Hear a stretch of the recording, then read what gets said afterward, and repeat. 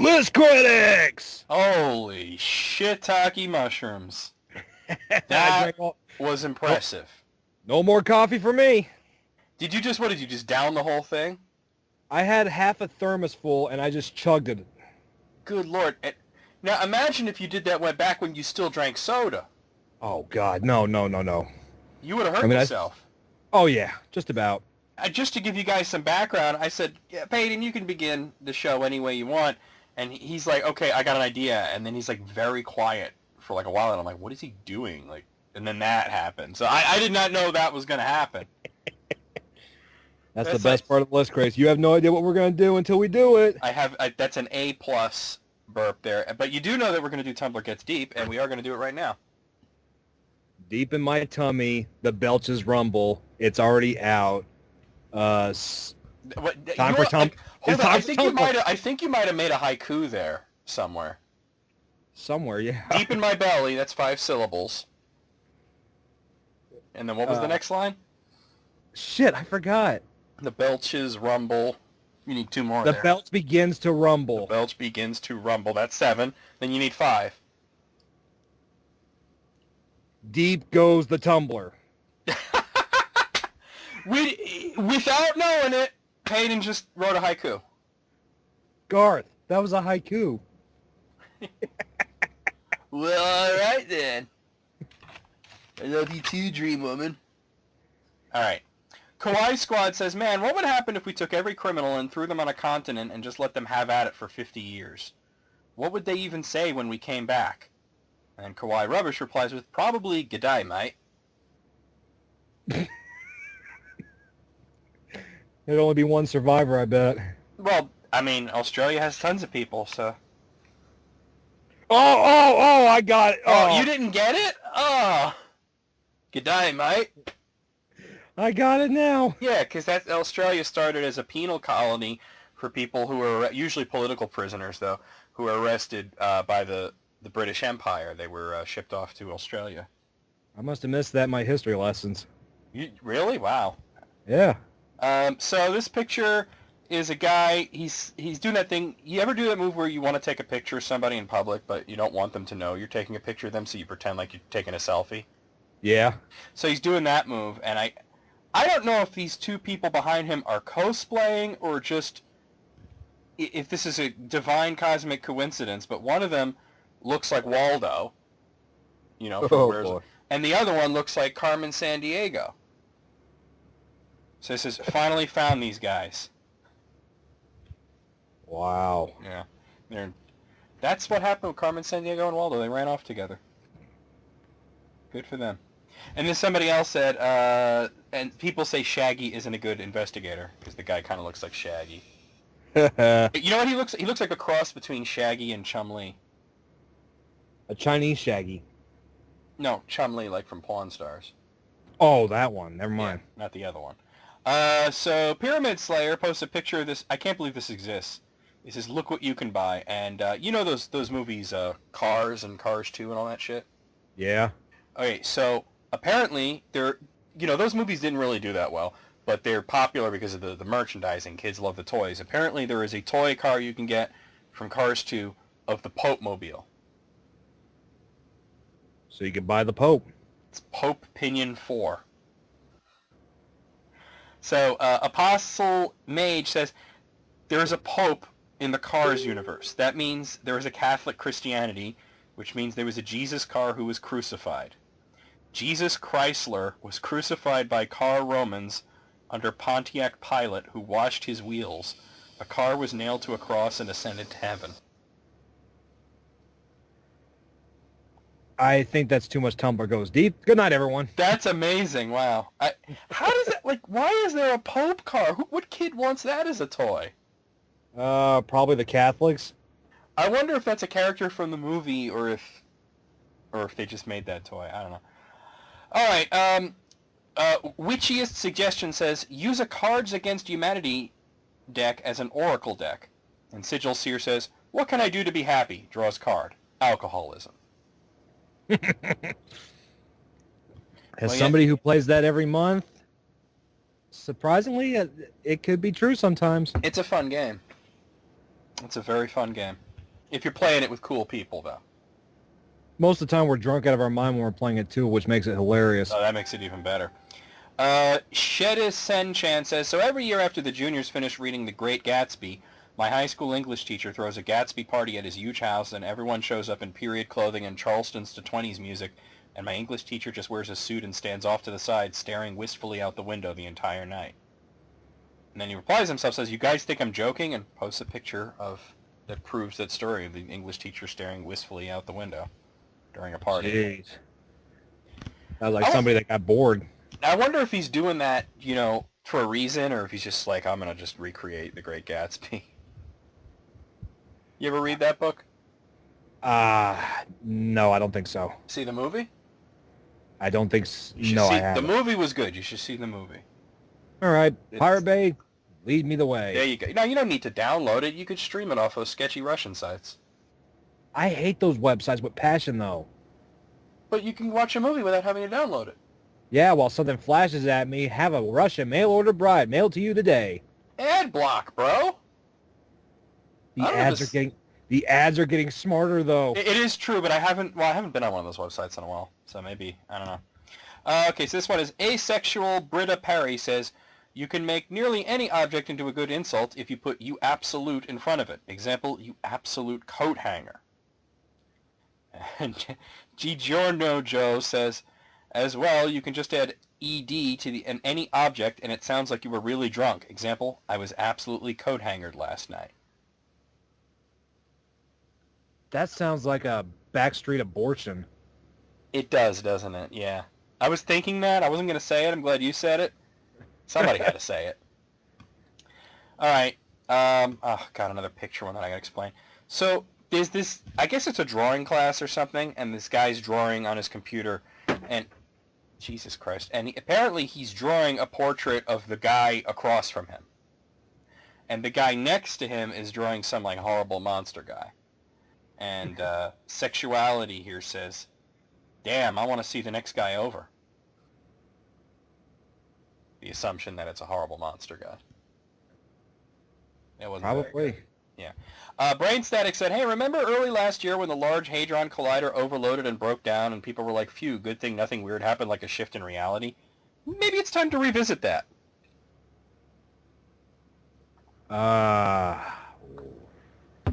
Well, I mean, it would be a better reality, right? Probably. Possible.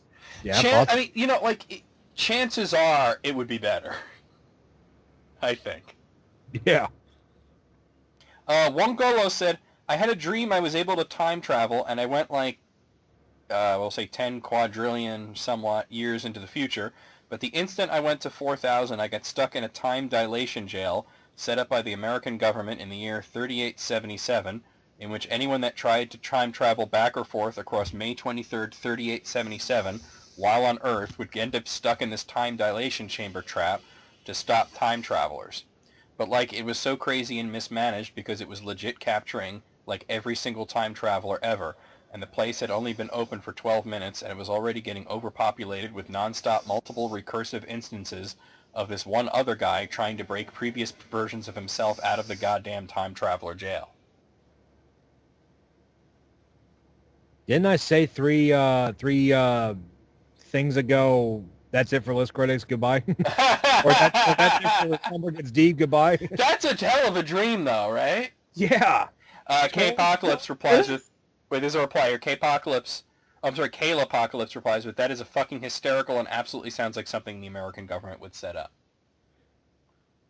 We are going to capture these time travelers and send them back to Mexico. No reaction. Oh, there he goes.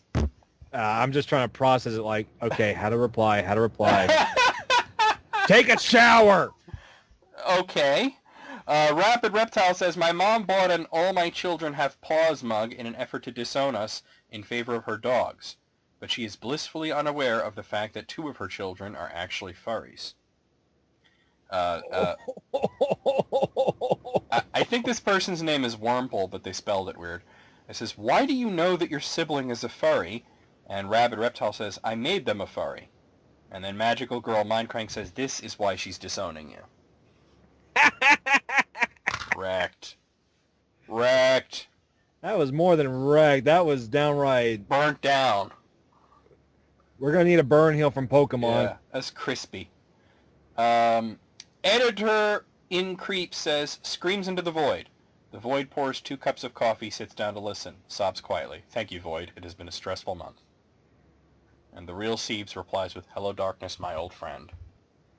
Come to talk with you again. God, man, that... Like, I can't even enjoy that. I can't Were even you just enjoy singing the that. Nevermore version of that? No, I was singing the Disturbed version. Oh, okay. Because I was like, because I know it's been covered by, like, everybody.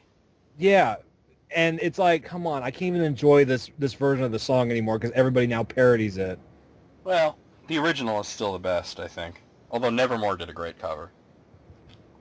Monetize Your Cat says, just found out there are 2 bones in my shin and 2 shins on my body. That's 4 bones. Fuck this shit. Wow, alright. Triggered by bones much? Boys in Barrette says, dude, that's not even the worst of it. Go look up what your ribs are made out of. And Monetize Your Cat replies with, okay, I will, but I'm warning you. If it's bones, I'm going to be so pissed off. What's he going to do when he finds out there's like over 200 in the body? He plots. He plots for sure. Oh, I got to tell you guys this story. So I told you earlier about how me and my sister and everybody went to that birthday party yesterday. Yep. So on the way back, the kids in the car, they fall asleep. So that means we got to get vulgar with our discussions. So my sister and her boyfriend are praising me on my use of more modern slang because I always seem to pick up the most recent sayings, right? And my sister asked me if I know what rub it on your chest means. Oh, God. Which I do, and in case anybody wants, it's kind of like saying, oh, whatever, fuck you, like, whatever. So we got into this whole, like, mini argument, and this is, like, 30 minutes later, and I go, rub it on your chest. And the whole car exploded with laughter. It was great. And then we got into this discussion about how it sounds like something that people would say in the 20s, like my granddad would have said, rub it on your chest, like he would say, stick it in your ear. It sounds like a really, really messed up innuendo in all honesty, but that's just me. It's not, but it does sound a little, Alright, so this is a conversation that out of context D&D... Okay, so alright, out of context D&D, I guess they put D&D conversations up there out of context. So it's a conversation between a druid and an NPC. So the druid is like, my name is Eric with a K. Writes name down. And your last name? With a K. No, I got that. Eric, what's your last name? My last name is with a K. Wait, is your name Eric? My last name is with a K. Okay, wait a minute. So to clarify, my last name is literally the phrase with a K. It's all one word. So I review this document to make sure I got this right. No, I spell Eric with a C.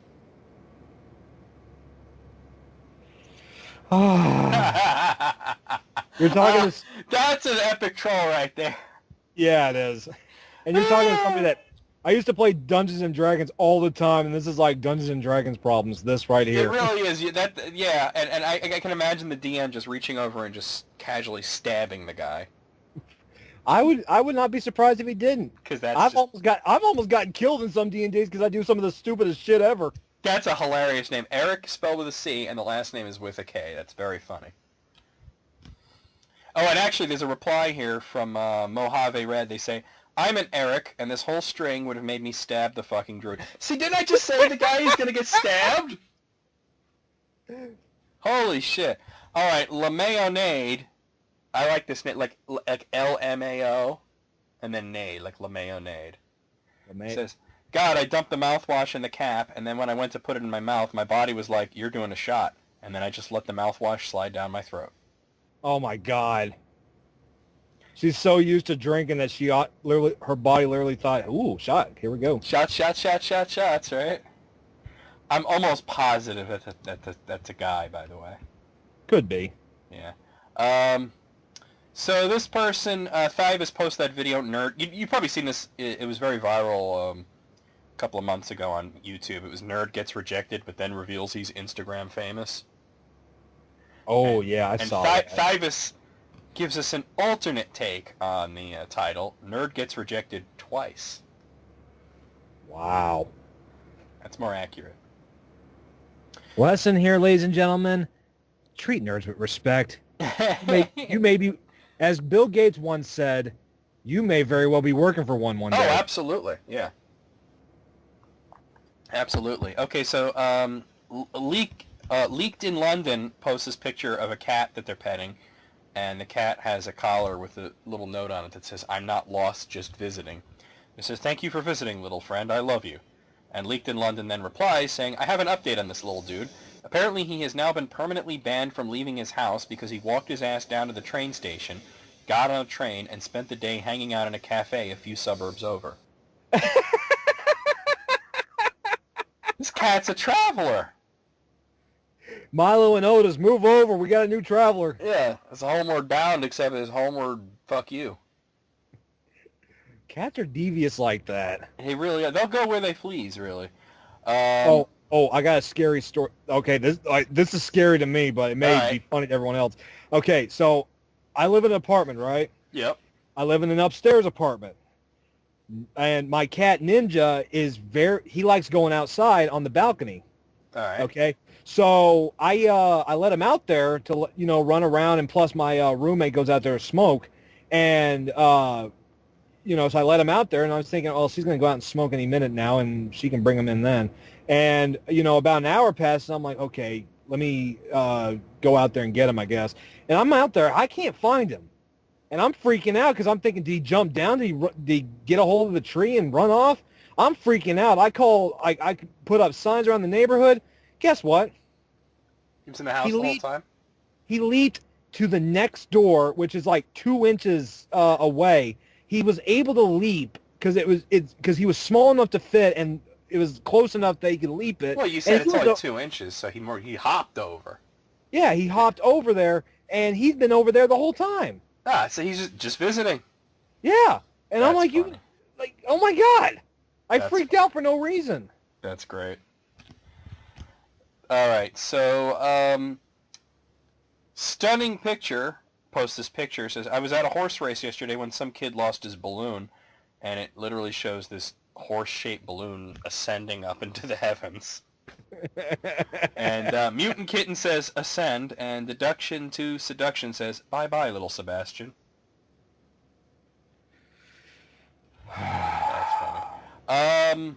Mega Blaziken posts this picture of, it's from one of the X-Men cartoons, and it's like Storm, and she has this like little potted tree thing, like a bonsai tree kind of thing, and she's making like a rain cloud, like raining on it to water it, I guess. Like a little tiny, but there's like thunder and lightning too. And Mega Blaziken says, "Okay, but why did it need lightning?" And Noctis Smash says, "Her name is Storm, not Light Shadows with a Chance of Sun." Oh, it's true. She don't fuck around. I almost said Sebastian, but it's actually Leanne Stam says, "Uptown Funk would have made it onto the Shrek soundtrack." And Where is the Apple Juice says, "That's the truest statement I've ever read." What song was it? Uptown Funk. Oh, yeah. Yeah. But instead they used Funky Town. That's dopey enough to be in Shrek, right? Yeah. So was Funky Town. You know that band Smash Mouth really hates when everybody brings up that their song was in Shrek. Oh, yeah, I know. They get really triggered by it. It's hilarious. Like, if you ever want to fuck with Smash Mouth, just go on Twitter and just say something about, "Oh, yeah, you wrote that song in Shrek." No, that song was like 3 years before Shrek. Yeah, I know, but that's what they get crazy about it. It's hilarious. See, that's messed up, man. That's more than messed up. Yeah. Mituna says, "Honestly, Monty Python and the Holy Grail is just a D&D session with really uncooperative players and a DM who worked really hard on the campaign but gave up halfway through." It's true. And Airy Quite Contrary says, "Fine. The police arrive and arrest everybody. Go home." Rocks fall, everybody dies. That's basically what happened. Everyone's like, "Okay, this has gone too far. We're ending the movie right now." Okay. It's Beyonce Patronus. Wow. Imagine if your Patronus was Beyonce. So can I have sex with my Patronus? I mean, I'm sure there's a spell for that. Fucking me, Beyonce. Okay, so Beyonce Patronus says, a NSA agent in a suit looking through my laptop camera. She's on her phone. Her data shows she's got Tumblr open on her laptop, but she has Tumblr open on her phone. Double check her browser?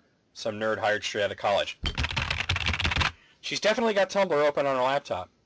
The NSA agent softly. So why is she looking at it on her phone? I think there's a reply, but I just want to say I think it's a play on the fact that there's people who are very, very paranoid about the government watching what they're doing online, but most people are doing boring shit online. Just about. You know, it's like, he's looking at porn again. Well, that's all I do is just look up porn Yeah, and play it's games like, and talk with yeah, y'all. he's on Pornhub again. You know, Holly J. Paulson replies with, my husband and myself have served in the military. When we call home from overseas, our lines are monitored and on a short delay, so no sensitive information is revealed. The line will just go dead if you say something you're not supposed to. Now, these calls are monitored by a department in the military called Signal Corps. When we talk on my husband's last deployment, we had a running joke that we'd say hi to Signal Guy Fred. So this continued for his entire 12-month deployment, and we made sure that we said hi or bye to Signal Guy Fred every phone call. On his final phone call before returning home, we made sure to thank Signal Guy Fred for his time and wish him farewell. So before I disconnect the call, I wish Fred the best and thank him for his service. My phone was on speaker mode, I was cooking dinner, and my finger was hovering over the end call button when I hear the softest little, my name is Jason.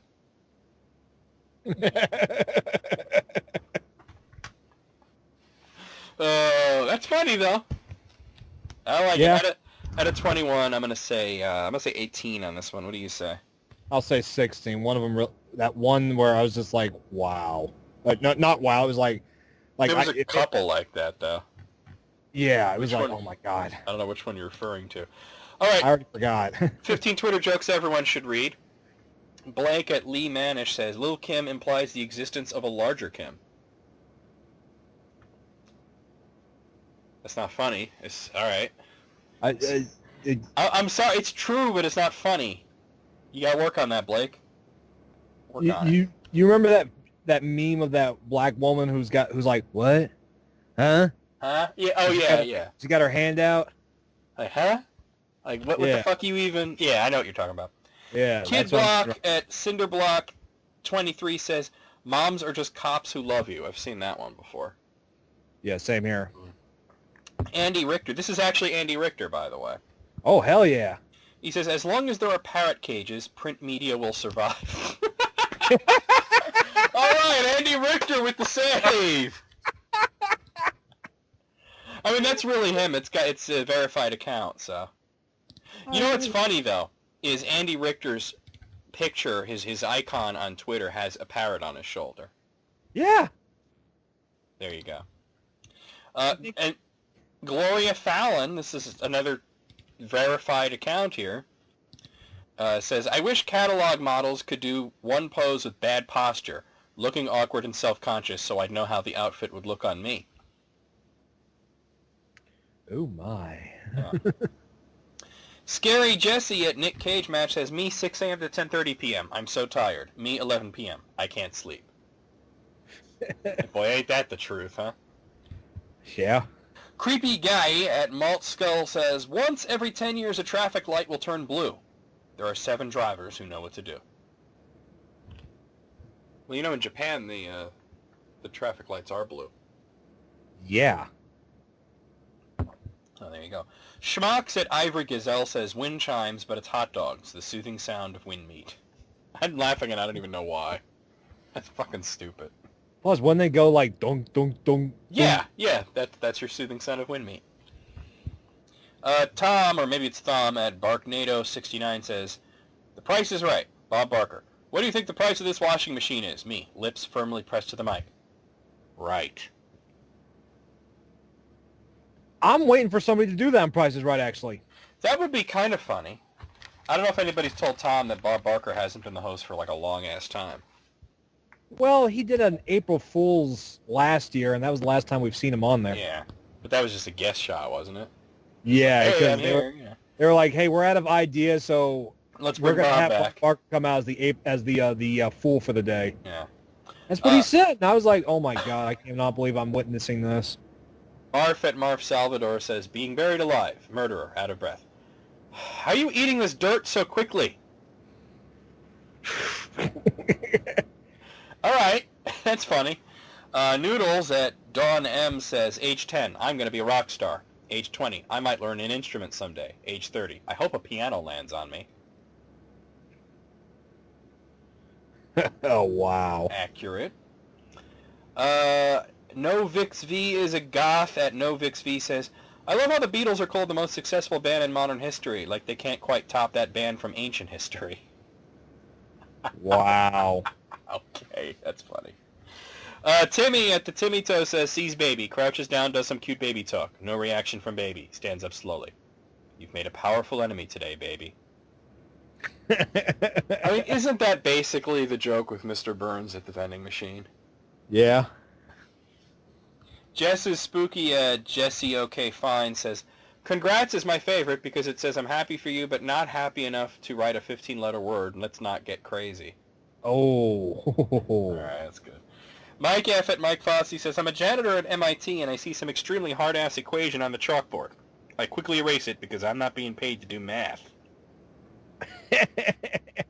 That's the alternate version of Good Will Hunting, I guess. Hey, it made me laugh, so. Yeah. And the last one is from the same guy, Mike Off at Mike Fossey. He says, it's stupid when girls say they can't find a guy, yet they ignore me. It's like saying you're hungry when there's a hot dog on the ground outside. I feel like I'm drowning watching a man... I feel like I'm dying in the desert while watching another man drown. I've actually seen that one before, too. A couple of repeats, but overall not bad. Out of 15, I'm going to say 9. What do you say, Peyton? I'll say 10. 10, all right. I got another one here from Pleated Jeans that I just thought this would be interesting. It's 15 shower thoughts you won't be able to stop thinking about. Oh, this would be fun. I always enjoy the shower thought. Really, I don't know what it is about being in the shower that causes these thoughts to happen, but I think we've all had them. At one point or another. So the first one here, the more a dog drinks, the larger its potential territory. Hmm? Because of peeing. Yeah. Yeah. At the age of 30, you would have had a month worth of birthdays. Yeah? It's true. Oh, that reminds me. I went around at work to see if anybody would fall for this, and most of them did. Or I'm going to see if you fall for it. Let's see. Hey, Peyton. What? How many months have 28 days? All of them? Yeah, see, you didn't fall for it. So everyone was like, one, just February? And I'm like, no, all of them, idiot. When a person yells at an animal for making noise, now there are 2 animals making noise. Yep. It's true. Ain't no point in yelling at a dog. Be like, hey. I would always say that to my parents because dogs would be barking and shit, and they'd be like, stop it. And I'm like, do you realize that they don't know that you're telling them to stop it, that they just think you're barking back at them? Yeah. They think you're probably agreeing with them. Number 4, if you freeze a watermelon, does it become an ice melon? What? Because frozen water is ice. Watermelon, ice melon. Huh? Something to ponder, I guess. Yeah. Ice melons are a weapon in Plants vs. Zombies. There's a thing to think about. Yeah. Number 8, wow. Number 5, vague ideas seem more convincing than detailed plans because it's harder to find concrete errors in them. You're right, because when it's detailed, you can pick it apart. Yep. Number 6, the letter X is used more in math than in the English language. Cool. Yeah, sure, why not? Number 7, mosquitoes are essentially used flying dirty needles. Oh. It's true, though. I never thought of that. It's true. I hate mosquitoes, too. Fuckers need to die, all of them. Number 8, Gold Rush has been on Discovery Channel for 7 seasons, and the main guys haven't even found gold yet. I didn't know that. I don't watch the show, so that's fucked up. Number 9, it's only a gambling problem if you keep losing. Otherwise, it's a high-paying career. Yeah? That's true. Like, those people that play poker, like for a living, the professional poker player, like, aren't they gamblers? Like, isn't that a gambling problem? Just because they're good at it. It's acceptable if they're good at it, I guess. Number 10, nothing is more of a lose-lose than being a doomsday predictor. Oh yeah, it's like that guy. Remember that guy that said that the world was going to end and It's like 2 weeks ago. no, before that. There was The that old, other December, the older guy. December 21st, 2012. And he had actually written, like, I remember doing a video because there were a lot of people on YouTube who were bamboozled by this guy and saying the world's going to end, the Mayans predicted it, all this bullshit. And I'm like, this guy once wrote and published a book declaring that the world was definitely going to end in 1994. Not once, but twice. So, all right, let me Hold see them all. if this is anything that I need to look at. Oh, it's my friend Brandon. Is he all right? He actually had a question about Chronicles of a Dark Lord. So I'm just going to answer him real quick.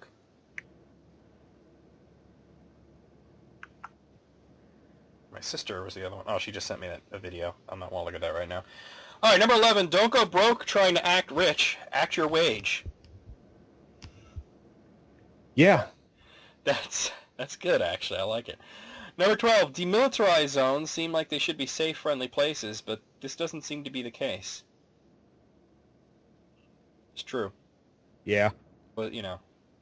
Number 13. If a businessman tricked a customer, it's a business strategy. But if a customer tricked a businessman, it's thievery. You there? Hello, Peyton. The ambient noise just dropped, so I think you cut out. Yeah. No, he's back. Okay. Yeah.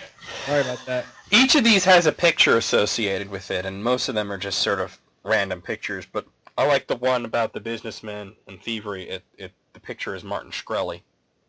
I was going to say, I'm looking at you, Drive Time.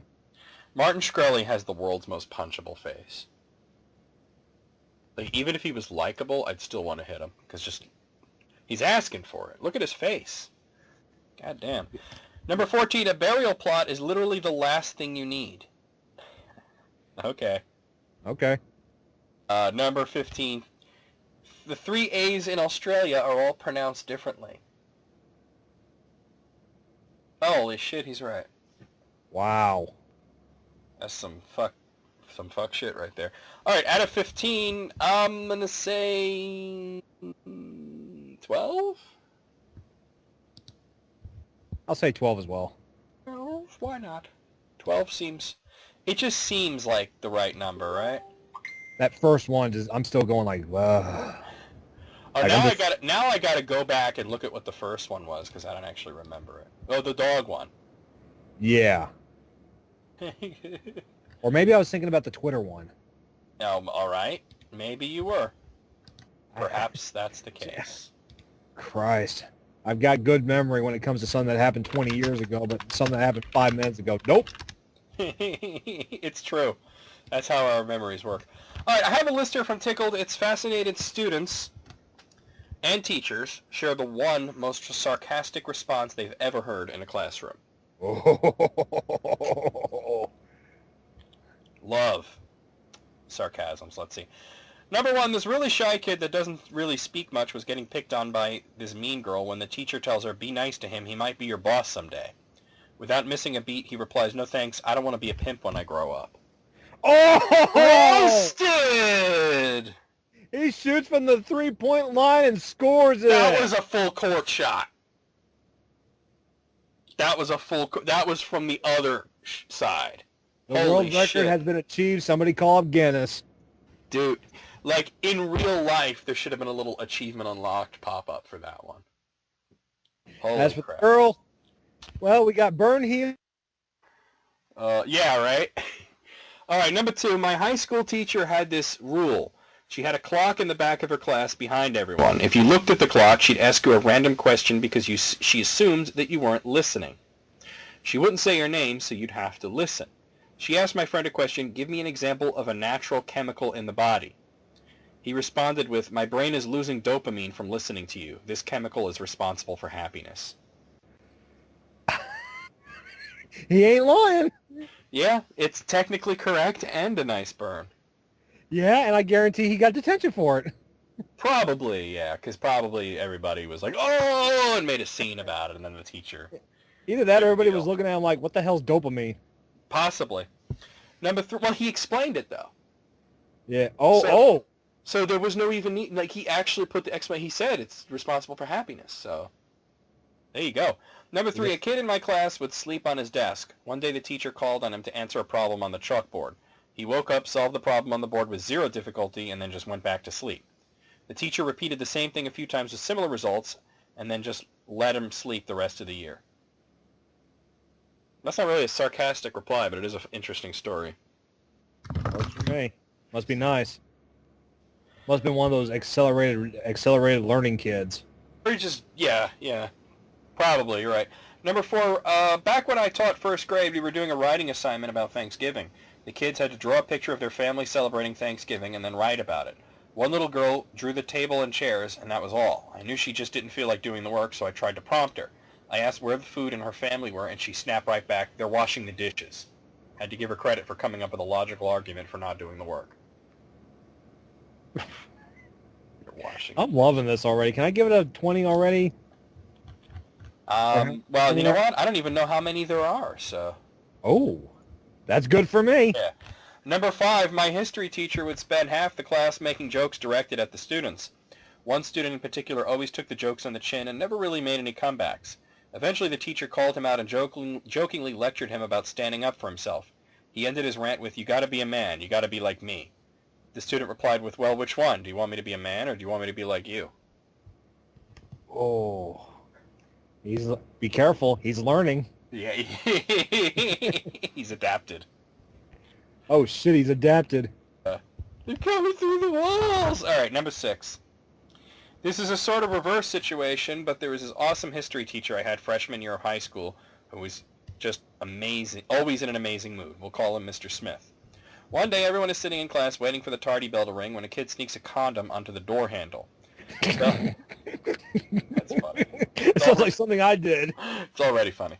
The bell rings and Mr. Smith walks into the room, grabs the handle to close the door, and pulls the condom off of it. Looks at the condom helmet for a split second, stuffs in his pocket while saying, "Thanks, I'll need this later." That was not the reaction I was expecting. Yeah, it wasn't what I was expecting either. Imagine if he said something like, "Oh, this is good. Parent-teacher conferences are coming up." Oh. Because that reminds me of a joke that I did with my friends. With we put condoms on the science teacher's door because it was sex ed time, and they put one on. We put one on there. As soon as he reaches for the door handle, he freaks out and runs. That's not the reaction you were expecting. It totally was because he thought somebody was in there having sex. Oh, okay. You know, and he was freaking out because he's like, "Oh my god!" He was like ridiculously religious and like it's like, "Oh, sex." Oh wow. So we dicked with them hardcore. That's good. Number 7, we had a teacher that would always threaten to phone our home if we were misbehaving, but she promptly stopped after this. "What would your mother say if I called home right now?" "She would say hello." Yeah? I would assume so. That's usually the standard greeting, right? Unless you're That's Mr. what Burns. And it's Ahoy, ahoy, hoy.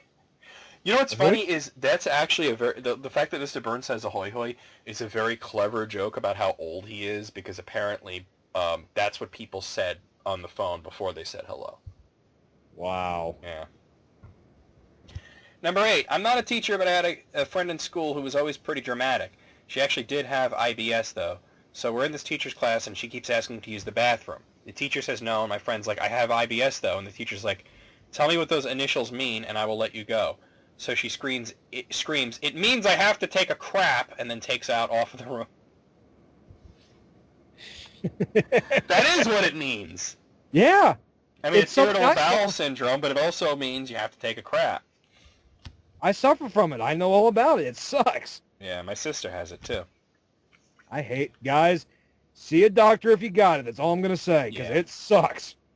Number 9, in high school, one of my teachers was having a disagreement with a student. I can't remember what it was about, but finally the teacher asked him if he wanted her to call his mother. The student replies, "Do it then. My mama will agree with me, too." The teacher then asks him to leave her class. He goes, "You know what? I'm going to call my mom for you." He then whips out his cell phone and calls his mom on speaker. "Hey, Ma, this teacher wants to talk to you." The whole class just lost it. And I want to know what happened next, though. Yeah, same here. Where's the Shit. Where's the rest of the story? I want to know what his mama said. Shit. All right, number 10. Well, this is during coaching classes for entrance exams. My math teacher reduced a given problem to a simpler form and challenged the students. So this expression doesn't fit any of the given standard forms for us to find the particular integral. So what do you propose we do? The kid from the Basque shouted, "The next question." Sounds like something I would have said. What do you propose we do? Number 11. I've taught preschool for years, and one of my favorite dad responses to children who are always being whiny is, "Hi, blank, I'm your teacher," e.g., "I'm thirsty. Hi, thirsty, I'm your teacher." Anyway, one day after a long week, I sat down to lunch with my kids and say to a child, we'll call him Tommy, "Boy, Tommy, I'm really tired today." Without skipping a beat, he swallows his mac and cheese, looks me right in the eye, and says, "Hi, really tired, I'm Tommy." That was the day I knew I had taught him all I could. They learn quick. Before you know it, they're going to be in college, and we got to say goodbye to them because they're moving. I'm not saying goodbye. Party time! I ain't partied in 20 years. Number 12. Took my class to an art gallery. As we waited for our tour to begin, we played on the small playground near the door. A prep school kid in a uniform approached two of my boys and said, "I bet I'm smarter than you are." I watched to make sure no blood was drawn. My students can hold their own pretty much anywhere, and they don't accept insults casually. But they were cool. "No, you're not. Are you in grade 2? The boy said he was. And one boy said, then we're all grade 2. So we're all grade 2 smart. He went back to climbing the monkey bars. But the prep school kid continued, "I know I'm smarter. Let's do some math and I'll prove it." The toughest kid in my room looked at this guy square in the eye and said, "Well, I'm smart enough not to do math when I'm having fun on the playground." Sensibine! It's true, though. What kind of loser is this kid that he's just got to find some random kids and be like, "I bet I'm smarter than you. Let's do math." Just the guy that would rather stay in the classroom and do his homework than have fun during recess. Probably right, yeah. Number But 13. I guarantee he's a IT graduate by the time he's 20. Well, good for him, but still probably a loser. Probably. I mean, you can be smart and successful without being a dick about it. Just have fun when you're a kid, seriously. Yeah. Number 13. In high school, our functions and relations teacher would always start to say something, forget it, and say, "I've lost my train of thought." Well, one day a buddy of mine replies, "It's okay, sir. There were no important passengers on board." Wrecked! I love it. I'm running out of sensu beans here. Oh, what's a sensu bean? Oh, wait, is that from Dragon Ball? Yeah. Okay, all right, then I guess I do know what it is. Heals all wounds. All right. Number 14. A kid mocked me when I said, "Don't do that." I started to yell at him, and he said, "No, man, that's a song." He then spontaneously came up with a rap song called "Don't Do That," and his friends started making beats. I was no longer mad. Shit. That's entertaining. Don't do that. You know that poem, Jabberwocky? Yeah. That was how I memorized it by rapping it. Oh, well, that'll do it. I put it to an Insane Clown Posse beat, and I got 100 on it. Number 15. Student in my Spanish class was sleeping, like always. Teacher finally got tired of it and tried to embarrass him by waking him up and yelling at him in Spanish. The student responded with, "I'm back here minding my own business, not causing any sort of distractions at all, and you decide to stop everyone's learning by trying to make me look stupid. We all know I have no idea what you're saying, so please stop disrupting the class and let me go back to not bothering anyone." She never said another word to him. Good for him. I guess so, right? Like, we know I have no idea what the fuck you're saying. Number 16. Let me point out that I'm female since people will assume I'm a guy. Thank you. Okay. Yeah, thanks, I guess. I taught in an inner city school. We were talking about prime numbers, so I would have kids give me a number, and then we work out if the number was a prime number on the board. One kid wasn't paying attention, so me being a young teacher, I thought I'd catch him off guard and call on him.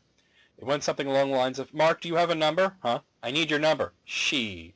Play it cool, girl. We can talk after class." The whole room lost it, and I turned red from embarrassment. They then laughed at how red I got.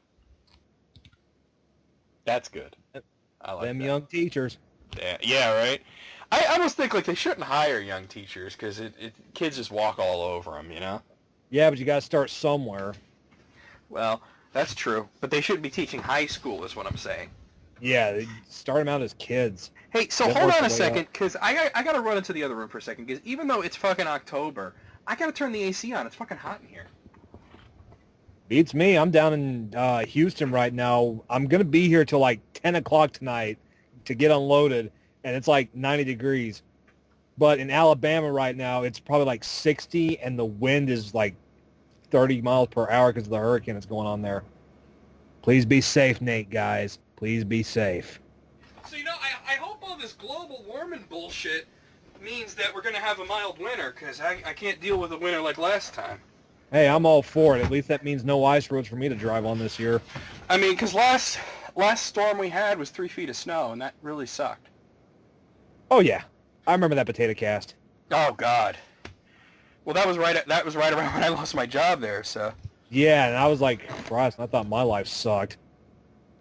All right, so number 17, our teacher was teaching us about the states of matter, solid, liquid, and gas. He was talking about how a solid you can break into little pieces, but you can't do the same to liquids or gases. So I blurted out, but you can break wind. I would have made a fart joke as well. Well, if you heard me kind of laugh before I got to that, it's because the same thing came to my mind. I still talk to that teacher, and he says that's the best part of his teaching career. This was in the 6th grade. Wow. That's amazing. I was gonna say, yeah, my poop comes out as a solid, liquid, or a gas sometimes. Yeah, I hope not. That's wrong. I will say this: after I stopped drinking so much damn soda, Yeah. I haven't pooped liquid since. Well, that's good. Yeah, it's helped me out my IBS at least. Number 18, Student A says to Student B, dude, shut the fuck up. Staff says, Student A, we don't talk that way. In the future, find a more appropriate way of expressing yourself. Student A says to staff, oh, sorry, and then turns to Student B and says, dude, would you please shut the fuck up? I like Pinkies it. up. He said, Pinkies please. up. He said, please. I like it. Please. Oh, please, oh, please, oh, baby, baby, baby, please. Would you shut the fuck up? All right, number 19, my math teacher says, if you don't understand, ask me. There are no stupid questions. Where a guy in my class quickly responded, is that so? So do you cut your toenails with a chainsaw? What the Well, that escalated quickly. She has no stupid questions, and this kid's thinking, oh, that sounds like a challenge to me. Challenge accepted. You cut your toenails with a chainsaw. That kind of escalated quickly. Oh. Okay, so number 20. Not a teacher, but this happened in an upper-level French class where you can only speak French. If you speak English, the teacher scolds you in French.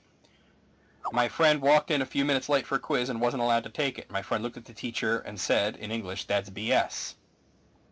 The teacher looked back angrily and said, also in English, what did you say? My friend, en François, monsieur. He got kicked out of the class. Well, that backfired. And if anybody, Peyton obviously understood it, but anybody out there who didn't understand what the kid said in French, sir. He was telling him, you have to say it in French. Exactly. That's good. I like it.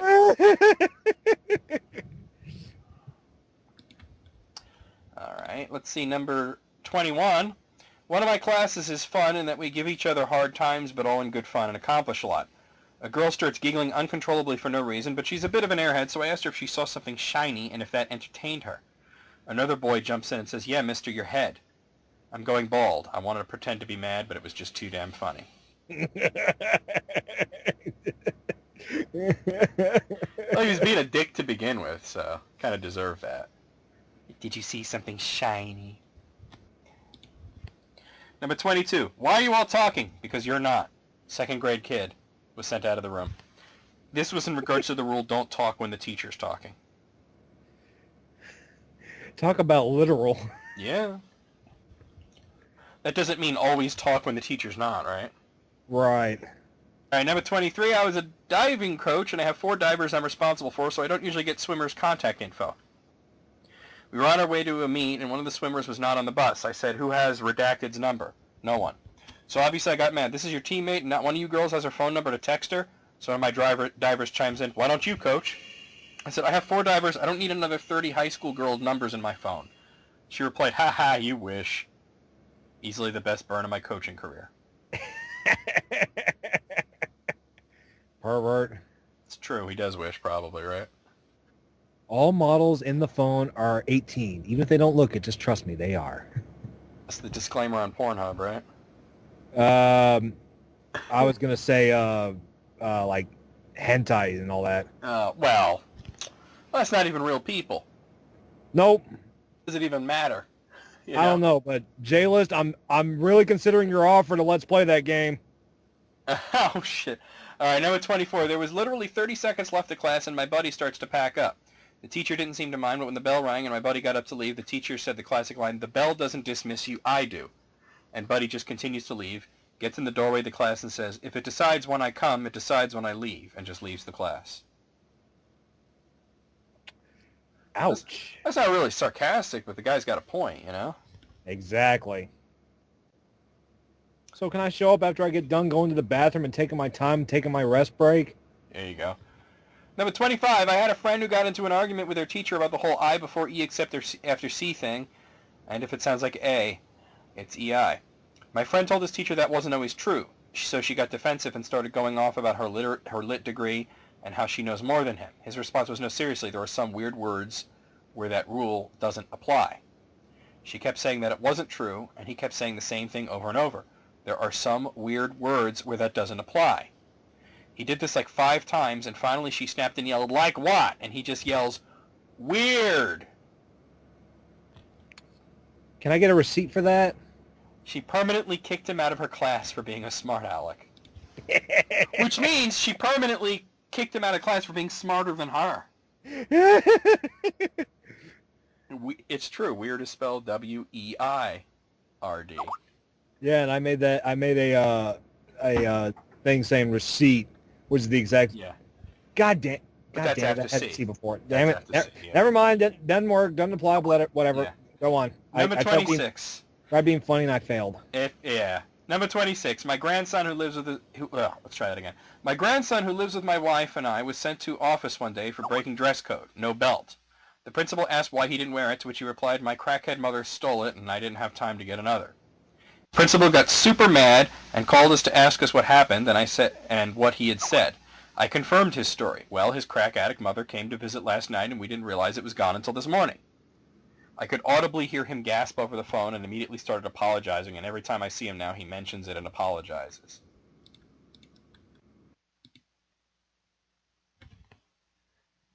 I mean, you there? Yeah. Hello. I mean, wow. I mean, when a kid says something, yeah, my crackhead mom stole it, I mean, that doesn't sound like it's true, but in this case it was. Yeah, especially after in high school, one of the main insults of everyone was you're a crackhead. Oh yeah, that's a common one. When I was in high school, the common insult for girls though was chicken head. Yeah.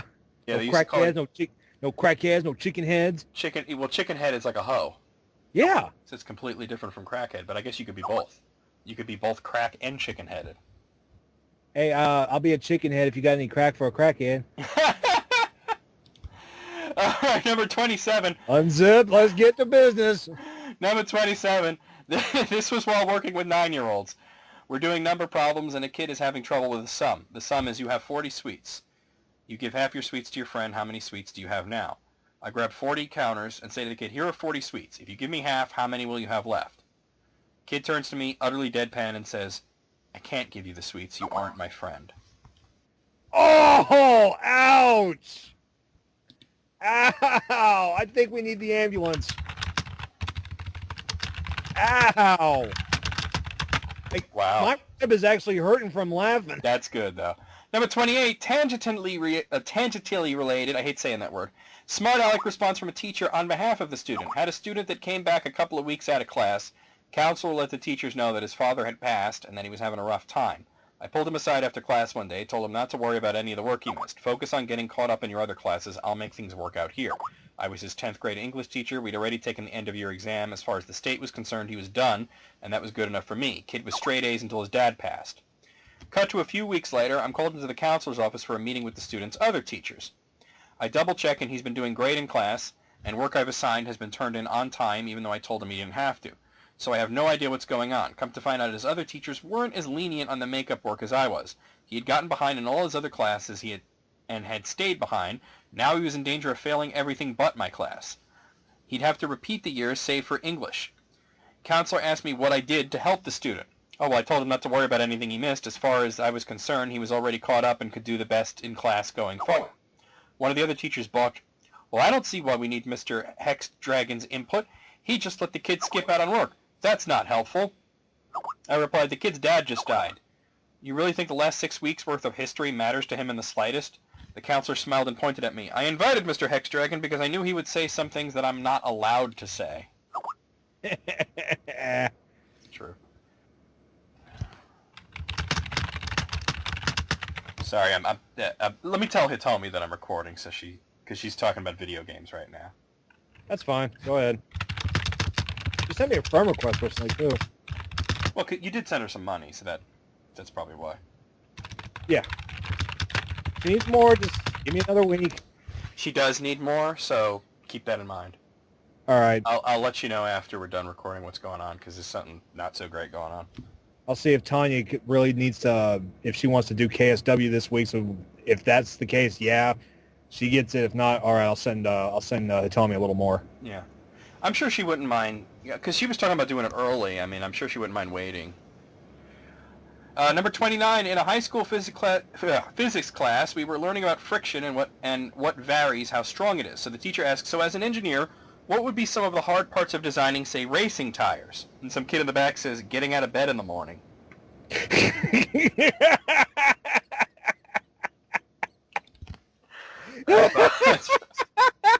That's fucking great. How many of these are there? It just keeps going. I'm loving this. I love it. It could be 100, and I love it. I know. Number 30. Yeah, we're at a perfect score so far. That's all I'm going to say. I know, right? Number 30. I was doing poorly in middle school class on account of my mother having terminal brain cancer. This one teacher would constantly get on my case even though he knew about the situation. I wasn't a bad student. I was just severely distracted from the situation at home and couldn't always focus. I missed 2 days of school due to her worsening condition. The day before she died, he left a voicemail at my house explaining my 5 missing homework assignments, but no one really cared. I didn't go to school for a week after her death, and when I returned, I said to him, well, now that she's dead, I can finally finish those assignments, right? I think he finally understood. The principal gave him a good chewing out, too. I mean, that's ouch. Rough. Yeah, that's rough. Yeah, like... I'm glad that he made the teacher feel like an asshole. Yeah, I mean, if like teachers are like, I don't care if you're sick or if you're dying or anything like that. I want this work on my desk. It's like, dude, save that for the fucking Marines. This is school. Yeah, I'll leave something on your desk. A big doo-doo. Yep. Number 31, a fellow student in my class shouted that it was fucking freezing in the classroom. The teacher naturally told him not to use the F word, so the kid replied, it's fucking cold in here. That's like the South Park movie where Jew? Yeah, he's like, did you just say the F word, Jew? Like, really? Really? Cartman's not smart, man.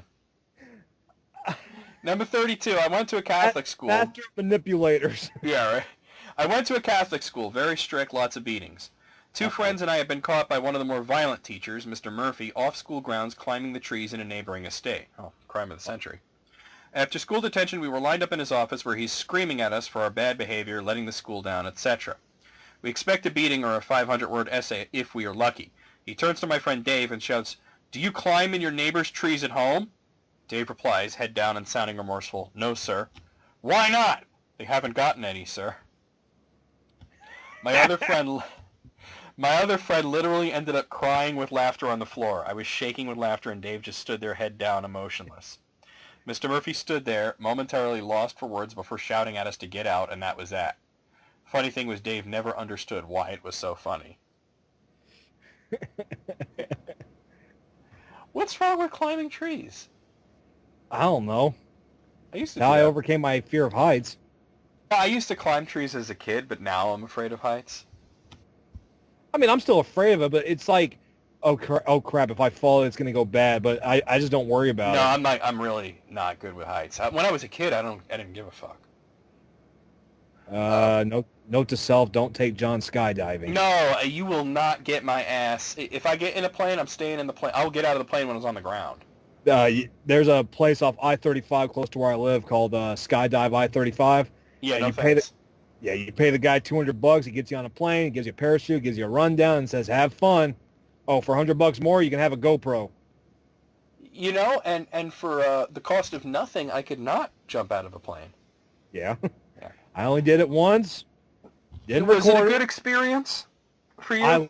I loved it, and I was like, I'm still terrified of heights somewhat. Yeah. Now, were you alone or were you tandem? Oh, I was tandem. I had it was me and my roommates. We all went last year. Yeah, that's rough, man. I don't think I could do that. Number 33, I had a teacher tell a classmate no drinks in class. He got up from his seat, picked up the teacher's drink, and deposited it in the garbage with his drink. She sent him to the office. Nice. I like it. Number 34, my buddies and I used to play ultimate frisbee on the football field during lunch. We were told not to. Organized sports were supposed to be that, organized. They didn't want kids getting hurt without supervision. Anyway, one day we said screw it and decided to do it anyway, so they turned the sprinklers on us. Didn't stop us. We kept playing, and finally they sent a security guard out to get us. Detention for the rest of the day in the cold cafeteria, soaked and cold, so we started chattering and talking, but it's hard to stay quiet when you're shivering. Anyway, the coach watching over detention told everyone, shut up, you all sound like a bunch of canaries in a cage. Everyone got silent, then one person started and slowly grew. Cheep, cheep, cheep, cheep, cheep, cheep, cheep, cheep. Moo! Hee-haw! Hee-haw! The coach couldn't help but start laughing, then turned the air even colder. Jerk. This sounds like bad stories from the Breakfast Club. Yeah, it does sound like it's from a movie, doesn't it? Yes. Oh, that was the last one, unfortunately, but out of 34, I got to give it a 34. 34. You know, there was a story that I had heard once about a sex ed class where the teacher mentioned something about that semen has sugar in it, and some girl says, then how come it's salty? And, which already is an embarrassing thing to blurt out, you know? And the teacher says, because the taste receptors for sweetness are on the tip of your tongue, not the back of your throat. Oh. That's good, though. I love it. Out of 34, I'm giving 34. That was just great. A fucking perfection. I mean, that was one of the most fun lists I've experienced in a while. Now watch, the next list is going to be 0.0. I hope not. Well, actually, it might be, because I'm heading over to the stuff that people sent me. And let me tell you something. I have discovered that I was wondering why I haven't been getting very many messages on YouTube with list critic stuff. I get messages, but I haven't been getting list critic stuff, right? Yeah. Turns out the reason is because they've been marked as spam, because they've been, you know, they have URLs in them and shit, and YouTube wasn't giving them to me. That's been happening with me lately too. Like, I get messages from Elizabeth, and she can only upload yeah, she's got my phone number, but sometimes she'll send me something via YouTube because that's her only way of getting it. Like, her mom will, like, she's sharing a cell phone right now. Yeah.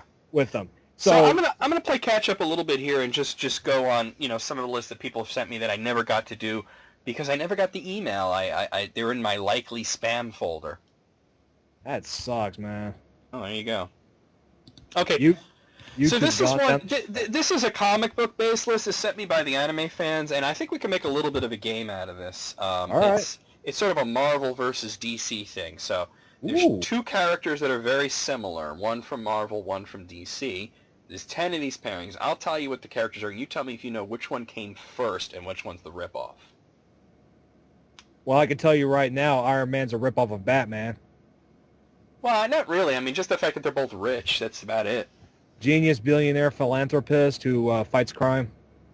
Yeah, but, you know, one wears a suit of armor and is... the other one just wears a... is like a ninja.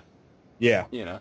With a utility belt. Yeah, and, you know, Batman's got the whole tragic origin with his parents dying, where with Iron Man it was the It was just his father, Shrapnel. yeah. You know. But anyway, I'll give you the two characters. You let me know if you know which one came first. The first one is very easy. Number 10 is Deadpool and Deathstroke. The character from Marvel, Deadpool. The character from DC is Deathstroke, which came first. Deathstroke. Yeah, Deathstroke. As a matter of fact, Deadpool was actually a parody of Deathstroke in the beginning. Yeah. So yeah, that definitely is a Deathstroke came first. Before he became everyone's favorite masturbation guy. Okay, number 9. The character from Marvel is Mr. Fantastic. The character from DC is the Elongated Man. Probably Elongated Man. That sounds like a kind of an old-timey name. It sounds like that's like the best name they can come up with at the time, right? Yeah. Yeah. This is close, but Elongated Man came out 1960. Mr. Fantastic was 1961. So definitely they were looking at Elongated Man like, we could do that. Good guess, at least. Yeah. Okay, number 8, the character from Marvel is the Black Cat. The character from DC is Catwoman. They're essentially the same exact character. And what did you say? You said Catwoman? Yeah, because she was like DC 48 or 49, which was like back in the 30s. Yeah, as a matter of fact, you're pretty much exactly right. The Catwoman was around for about 20 years before the Black Cat showed up. So you're right. Yeah. Okay, number 7, the character from Marvel is Hawkeye. The character from DC is Green Arrow. Who came first? Pretty sure Green Arrow did.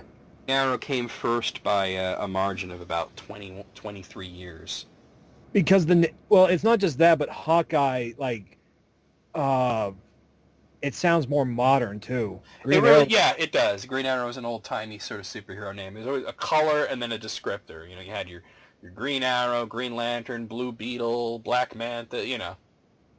Somebody looked at an arrow and thought, green, like Angry Dad from The Simpsons. Batman! Oh, wait. Okay, number 6. The character from DC is Namor. The character from, the character from Marvel is Namor. The character from DC is Aquaman. Pretty sure Aquaman was first. Namor was first. Wow. And it was by a margin of 3 years. Aquaman came out in 1941. Namor was 1939. Appeared in Marvel Comics _1. Damn. Yeah. Of course, I never heard of the first guy, so. Namor? Yeah, well. Yeah, Namor. Of course, I've heard of Aquaman. That's a no-brainer. They're pretty much the same character. Wow. Except Aquaman is way cooler than Namor. I just got to say that. Hey, that reminds me that did you see the new trailer this morning? Yes. For Justice League? I was like, okay, this is legit. I want to see this. I love super films. Yeah, not just like I'm talking like all-star, everyone's together. Yeah. I love these types of movies. I love them. Well, hopefully it's as good as it looks in this last trailer. Number 5, the character. This is really a group of characters from Marvel. It would be the Nova Corps. From DC, it would be the Green Lantern Corps. I'm going with the Green Lantern Corps. Yeah, I mean, the character Green Lantern first appeared in like the 40s. The Green Lantern Corps came out in the 60s. The Nova Corps was in the 70s. Right. Yeah. Okay, number 4, the character from Marvel is Ultron. The character from DC is Brainiac. Ultron. You think Ultron came first? You're way, way off on that one. Really? Yeah. Ultron first appeared in the 60s. Brainiac actually appeared in the 50s.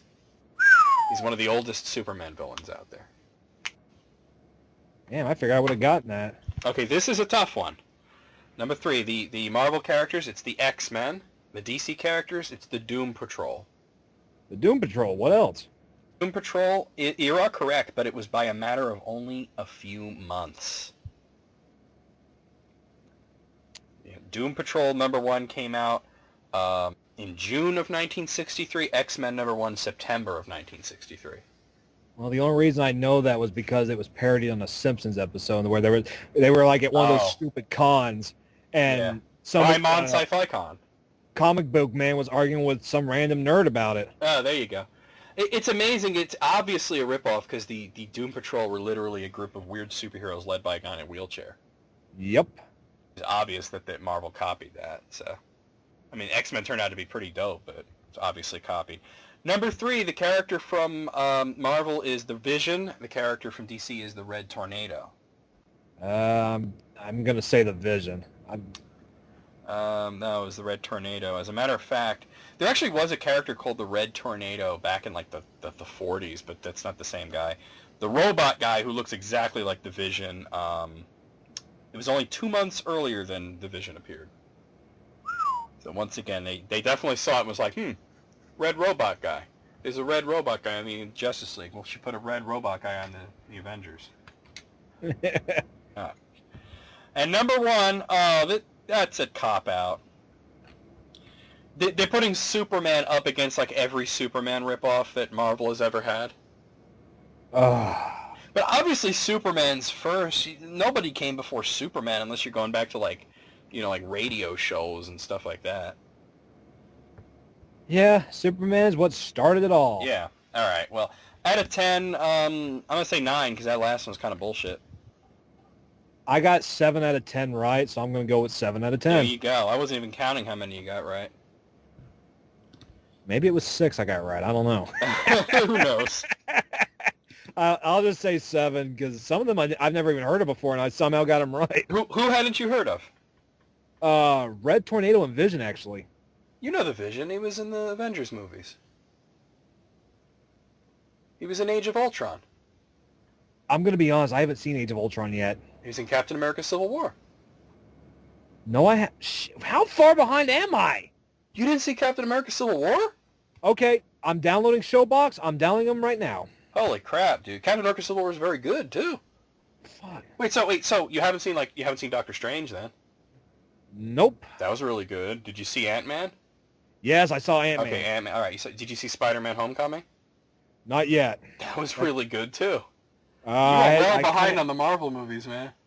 I will. I will warn you, Avengers Age of Ultron is probably the weakest Marvel movie. It's not bad, but it's definitely the weakest one.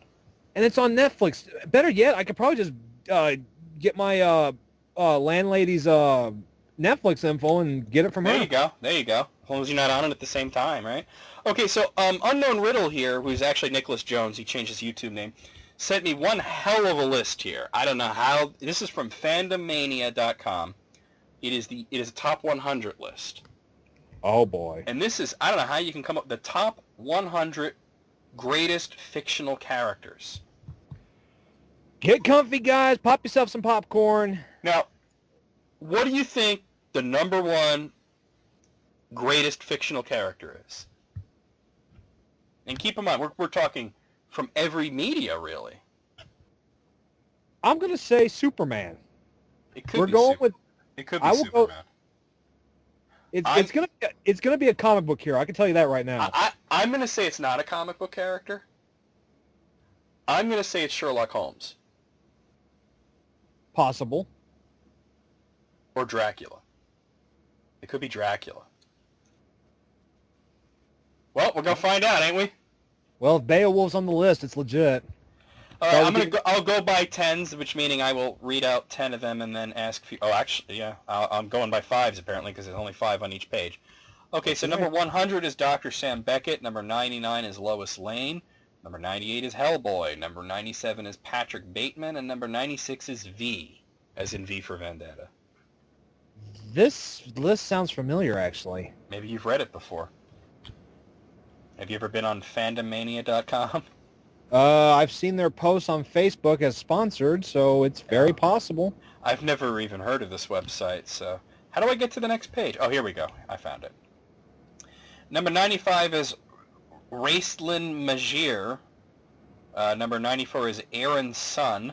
Number 93 is Guybrush Threepwood. Number 92 is Jeffrey the Dude Lebowski. And number 91 is Kermit the Frog. It's kind of an insult to Kermit the Frog. I remember Guybrush Threepwood being like very big in the 80s. Well, that was Monkey Island games. Yeah.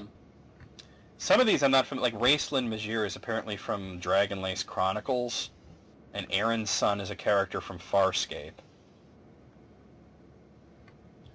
All right, I'm moving on. Let's see. Click this link. Number 90 is Barney Stinson. Number 89 is Hermione Granger. Number 88 is Doctor Doom. Number 87 is Ayanami Rey. Number 86 is Squall Leonhardt.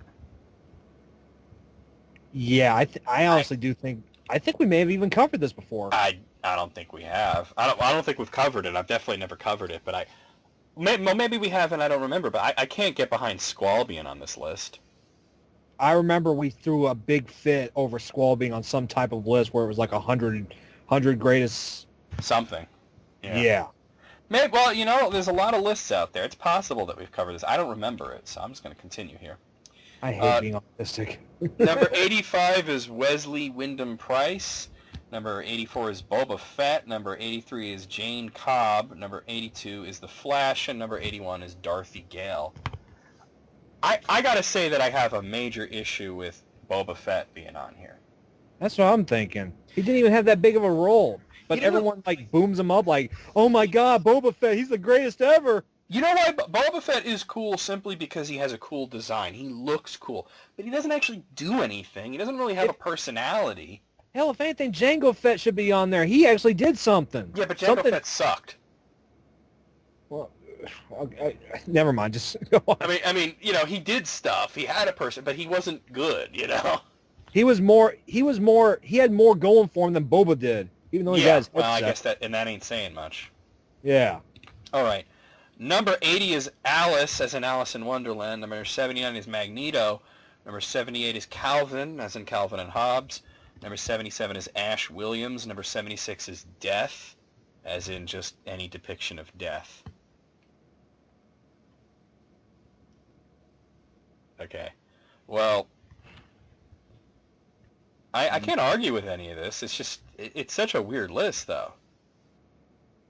Yeah, and I'm still getting an extreme sense of deja vu. Well, Maybe I'm just paranoid. That doesn't matter. If we've done it before, we're doing it again. Whatever, right? All right, cool. It's just like. I'm definitely clicking next. I'm definitely doing next their version of the 100 greatest video games of all time because I got to see that. Oh yeah. I just saw that in the sidebar. Number 75 is Omar Little. It's from The Wire. Number 74 is River Tam from Firefly. Number 73 is Samwise Gamgee. Number 72 is Hercules. Number 71 is John Carter. Well, good for John Carter, I guess. I like those books. And never saw the movie, though. That's one of those movies you want to avoid. Let's put it that way. Yeah, I heard it wasn't good. That's kind of why I didn't go to see it. It's almost like Dark Tower bad. Oh. Dark Tower was just like, why did I agree to see that over it for a third time? Dark Tower's still playing? Yes. Well, that's surprising because it didn't do so well. I did not like Dark Tower. I liked some aspects of it, but overall I was disappointed. Let's just say, you want to know how I determine if a movie's good or not? If I fall asleep or not. Well, yeah, that's definitely, I mean, although I've sat through some shitty movies, though, I'll tell you what. Number 70 is Deadpool. Number 69 is Dexter Morgan. Number 68 is Eric Cartman. Number 76 is Bones from Star Trek. Number 66 is Tarzan. If you put Eric Cartman and Dexter Morgan in the same room, what do you think would happen? I don't know what would happen at first, but it would probably end with them jerking each other off. Probably. It just made me suck into it. Oh, you're so cool. Can I jerk you off just a little bit? I didn't like Dexter, to be honest. Oh, man. I like, oh, my God. I loved it. It was all right at first, but it got old after a while. Number 65 is Catwoman. Number 64 is Holden Caulfield. Number 63 is Nebraska. That's Final Fantasy X. Number 62 is Aquaman, and number 61 is Doctor Strange. You could tell that the people who write this are very into comic books. There's a lot of comic book characters on this. Oh yeah, absolutely. Like just out of this, Holden Caulfield is not a comic book character, and Yuna's not, but all the rest of them are in that grouping there. Well, when you know your fictional characters, you gotta go through the whole spectrum of imagination. That's absolutely true. Okay, so number 60 is Yoda. Number 59 is Optimus Prime. Number 58 is Huckleberry Finn. Number 57 is Ellen Ripley. And number 56 is Mickey Mouse. So then we have a grouping with no comic book characters. So. Sort of. Yeah. I think Mickey Mouse is a little overrated. Oh, what? All I remember is, I like the South Park version of Mickey. yeah, that's what I was trying to bring up. And I was like, what show was that? I don't have a fucking problem here, Why not? Okay, so number 55 is Bilbo Baggins. Number 54 is Tom Sawyer. Number 53 is Dr. House. And number 52 is Green Lantern. And number 51 is Galactus. Speaking of Dr. House, that show, The Good Doctor's a good show. Oh, really? House was a great show. I was a very I was bummed out about that show ending. I really was. Well, Like, what an ending, though. There's not many shows that last that long that have like a really satisfying conclusion, but House did. and going back to Dexter ripped off that exact same ending. Yeah, except they did it badly. They did. I saw it. I'm like, Really what the badly. fuck is this? Like the House ending happened 3 months before the ending of Dexter did, and I saw it. I'm like, are you fucking serious? Yeah. Like there was no magic behind it. At least with House, there was magic. Yeah, that was a great last episode. Oh, Number 50 is Ebenezer Scrooge. Number 49, Veronica Mars. Number 48, Bugs Bunny. Number 47 is G'Kar. I guess he's a guy from Babylon 5. And number 46 is Captain Ahab. I think Bugs Bunny's awfully low on this. I thought he would have been like top 20 easily. At least. Ain't That's where I get that stinker. laugh at. Yeah, Bugs Bunny, I think, was one of the first cartoon characters to be just a dick, but he was also the main character. Like, he wasn't an antagonist. He wasn't like Bluto, you know? Number 45 is Solid Snake. Number 44 is Dream. It's from the Sandman comics. Number 43 is Conan. Number 42 is Cloud Strife. And number 41 is John Crichton from Shit, I figured Cloud would be way up earlier. I don't know. Cloud's all right, but he's not exactly Mr. Personality. As a matter of fact, his whole deal is stealing other people's personalities. We're going to piece you back together, but we're going to do it at the end of this too. Or close to it. I mean, I do like near the end of it where you do see what Cloud's all about, but really like the whole badass persona that everyone associates with him is like this confused mixture of Sephiroth and Zack Fair. Yep. And it was all done to impress a girl that was already into him. We had this exact same conversation. Oh, we've had this conversation a few times, actually. to be Yeah. honest. And I've had the same conversation with Tanya on List Critics, and I've had the same conversation with Jesse on List Critics. Oh my God, we've gone full square. Any chance I get to talk about that, I do. Number 40 is Jean-Luc Picard. Number 39 is Beowulf. Number 38 is Fitzwilliam Darcy. Number 37 is Iron Man. And number 36 is Cthulhu. I'm a little salty that Captain Picard's only number 40. Hey Cthulhu, you want to go rip up Burning Man? Meow meow meow. Yeah. I love this season of South Park. That's all I'm gonna say. Oh, yeah, it's been great. Number 35 is Mario. Number 34 is Severus Snape. Number 33 is Gandalf. Number 32 is Atticus Finch. And number 31 is Laura Roslin. Who's that? Oh, she's from Battlestar Galactica. I've never watched that. Never watched it either. So, confirmed Gandalf's a better wizard than Snape. Yeah. By 1 point, apparently. Well, they're probably doing it out in the afterlife right now as we're speaking. There you go.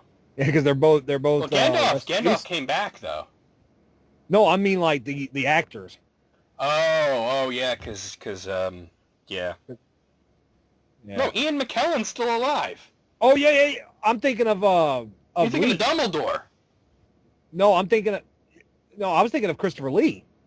Oh, And, that was Saruman. Oh wow. That was Saruman. I fucked that one up Yeah, a royally. little bit. Well, at least Yeah, you got it from the right book, that it was from, the right movie, that it was from Lord of the Rings. Yeah, and Dumbledore was Richard Harris, so Yeah, originally. they're all having a wizarding match right now as we Yeah. speak. They're enjoying their wizard sleeves. Enjoy it. See you in about 50 years, Hopefully, right? maybe 60 if I'm lucky. Yeah. Number 30 is the Joker. Number 29 is Aragorn. Number 28 is Odysseus. Number 27 is Elizabeth Bennet. And number 26 is Scarlett O'Hara. Yeah, what will I do? I don't give a shit. Who my daddy, baby? Who my baby daddy? Frankly, my dear, I don't give a fuck. I'd like to see the street version of Gone with the Wind. Well, they've got one of the Wizard of Oz, so might as well. What, the one with Michael Jackson? I think so. Yeah. Number 25 is King Arthur. Number 24 is Kara Starbuck Thrace. Number 23 is Merlin. Number 22 is Robin Hood. And number 21 is Wolverine. We're getting it to the point where it's all these very iconic characters and then some chick from Battlestar Galactica. But I can't judge. I've never watched the show, so I don't know how good it is, so I really don't know. I don't know either. I can't answer it. But they're literally saying that this chick is a better character than King Arthur, which is kind of funny to me. So, good showing for Wolverine, though. He just missed the top 20. Maybe she's got big boobs. Well, wait. Let me go back. I didn't really look at her boobs. No. Well, shit! No, they're not big. Sorry. Ain't Number that- 20 is Malcolm Reynolds. Number 19, Frodo Baggins. Number 18, Homer Simpson. Number 17, Frankenstein's Monster. And number 16 is Hamlet. I didn't think of Shakespeare. Shakespeare probably has some more characters on this list. Oh, yeah, absolutely. Like, number 1 could be like Macbeth or some shit. I didn't think of that. So tragic. I mean, Homer Simpson had a very good showing. He's definitely my favorite Simpsons character. So that's cool. All right, let me move on here. Number 15 is Han Solo. Number 14 is Luke Skywalker. I guess that settles that debate once and for all. Number 13 is James T. Kirk. Number 12 is James Bond. And number 11 is Dracula. I was very close with Dracula. James Bond should be in the top 10 now. I guarantee the top 10 is going to be Sherlock Holmes and Superman and Yeah. Doctor Who. Oh, I didn't even think of Doctor Who. Oh, cripe. I'm a little salty that Captain Kirk is so high and Captain Picard is not. Most illogical. Yeah, perplexing. All right, number 10 is Indiana Jones. Number 9 is Spock. Number 8 is Harry Potter. Number 7 is Spider-Man. And number 6 is Darth Vader. Oh, I didn't think of Darth Vader. That's a good choice, though. And hell, the whole Star Wars is all about him. It's interesting that Harry Potter is in the top 10 and Hermione was like number 90 or something. Yeah. She's a better character, in my opinion, but all right, whatever. Maybe because he did the killing blow and all she did was Everything else? pretty much. Oh my god, from now on it's one per page. All right, number 5 is Sherlock Holmes. I was very close with that one. Maybe you're right. Maybe number 1 is Superman. He's got to be on here. I guarantee he's number one because, like I said, like I've been speculating. You're probably right. But like you said, who cares? Yeah. It's the list critics, and it's a good reminder. Yeah, number 4 is the Doctor. You just mentioned that not too long ago. So, there you go. Number 3 is Buffy. Oh, fuck that shit. Yeah, I remember you were raging so hard about That's that. stupid. Maybe we have done this. I don't know. I don't really care, to be honest. I don't either. Number 2 is Superman. Who the hell's topping Superman? It's got to be Batman then, right? Because I remember... He ain't been on the list. It's got to be Batman. Who else? Turn the page and find out. I just remember Superman, Buffy, and Doctor Scroll. Who. If it's not Batman, that's weird. Number 1 greatest fictional character of all time, according to Fandomania.com, is Batman. I do like that they show like many different iterations of him. Like they have Christian Bale, and they have a comic book version. They have Adam West. They have the animated version. Speaking of which, there was a on the latest episode of Family Guy that Adam West must have recorded like one more episode before he went. That, you know, so it's kind of heartbreaking just about when you hear that voice. And it's like it's a new season. Yeah, I did not like Family Guy, but I liked Adam West quite a lot. So I want to see that. Yeah, rest in peace, buddy. You Yeah. you can chase I know the original Mr. Freeze and Cesar Romero. You can chase Cesar Romero in the afterlife now. Aren't a couple of the Catwoman's dead too? Yeah. Yeah. And the I know Penguin. Burgess Meredith ain't around anymore. Yeah, Burgess Meredith. He passed away too. That was a while ago. He first one to go, I think. Well, he was much older than any of them. Yeah, he was like 60 something. He was in his 70s when he did Rocky. Yeah, exactly. All right, out of 100, oh God, I give respect to it being such a difficult list to put together, but I think it's so weird that it heavily favored these weird sci-fi shows that I've never seen, like Battlestar Galactica and Firefly. 50-50? I'm going to say 52. I'll go 50-50. There you go. All right, so let's see what Fandomania has picked for the 100 greatest video games of all time. Game Informer listed Skyrim as number 1. I could get behind that. I could too. Skyrim's an experience. Skyrim is almost a platform. You could play it for years and not get bored. Skyrim, like Oblivion and Morrowind, I would play for like maybe 2 months and then, okay, I'm done playing it. And then Skyrim comes out, I'm still playing it. I definitely played Oblivion a lot. I definitely played Morrowind a lot more than I played Oblivion. But Skyrim more than all the two of them put together. And yeah, I do still play it. You know? All right, so same kind of deal with the structure of this list. Number 100 is Resident Evil. Number 99 is Banjo-Kazooie. Number 98 is Call of Duty 2. Number 97 is Okami. And number 96 is Grim Fandango. All great games. And I just ordered Banjo-Kazooie and Banjo-Tooie for the N64. Nice. They are probably at home right now, and I do have Banjo-Kazooie, but I don't have Banjo-Tooie. Tooie I never finished legitimately, so it's... funny thing is Okami's on here. I just got to... Okay, so you know our mutual... I don't want to say friend, but our mutual acquaintance, Zach? Yeah. You notice he changed his name back on Facebook? Yeah. You know why? Why? I can kind of take credit for that. I was talking to... Okay, as you might know, me and Alex got into a huge fucking argument on Facebook. Oh, yeah. I was reading it. I had popcorn stand. Yeah, and after that, it kind of continued on messages. We're cool now, but we really got into it, and I was really angry with him. And after that, we were talking about Zach for some reason or another. I forgot why. And I just mentioned that this guy changed his name on Facebook to Garu Noir and claimed that Garu was Japanese for wolf. Which it's not. It's French, by the way. And the Japanese word for wolf is okami, which is pretty obvious because there's a game called Okami where he plays a wolf. You know? Yeah. But anyway, there is a word garo in Japanese, which means like a wolf. But garu is French. And apparently Alex was the one that told him that garu was Japanese for wolf.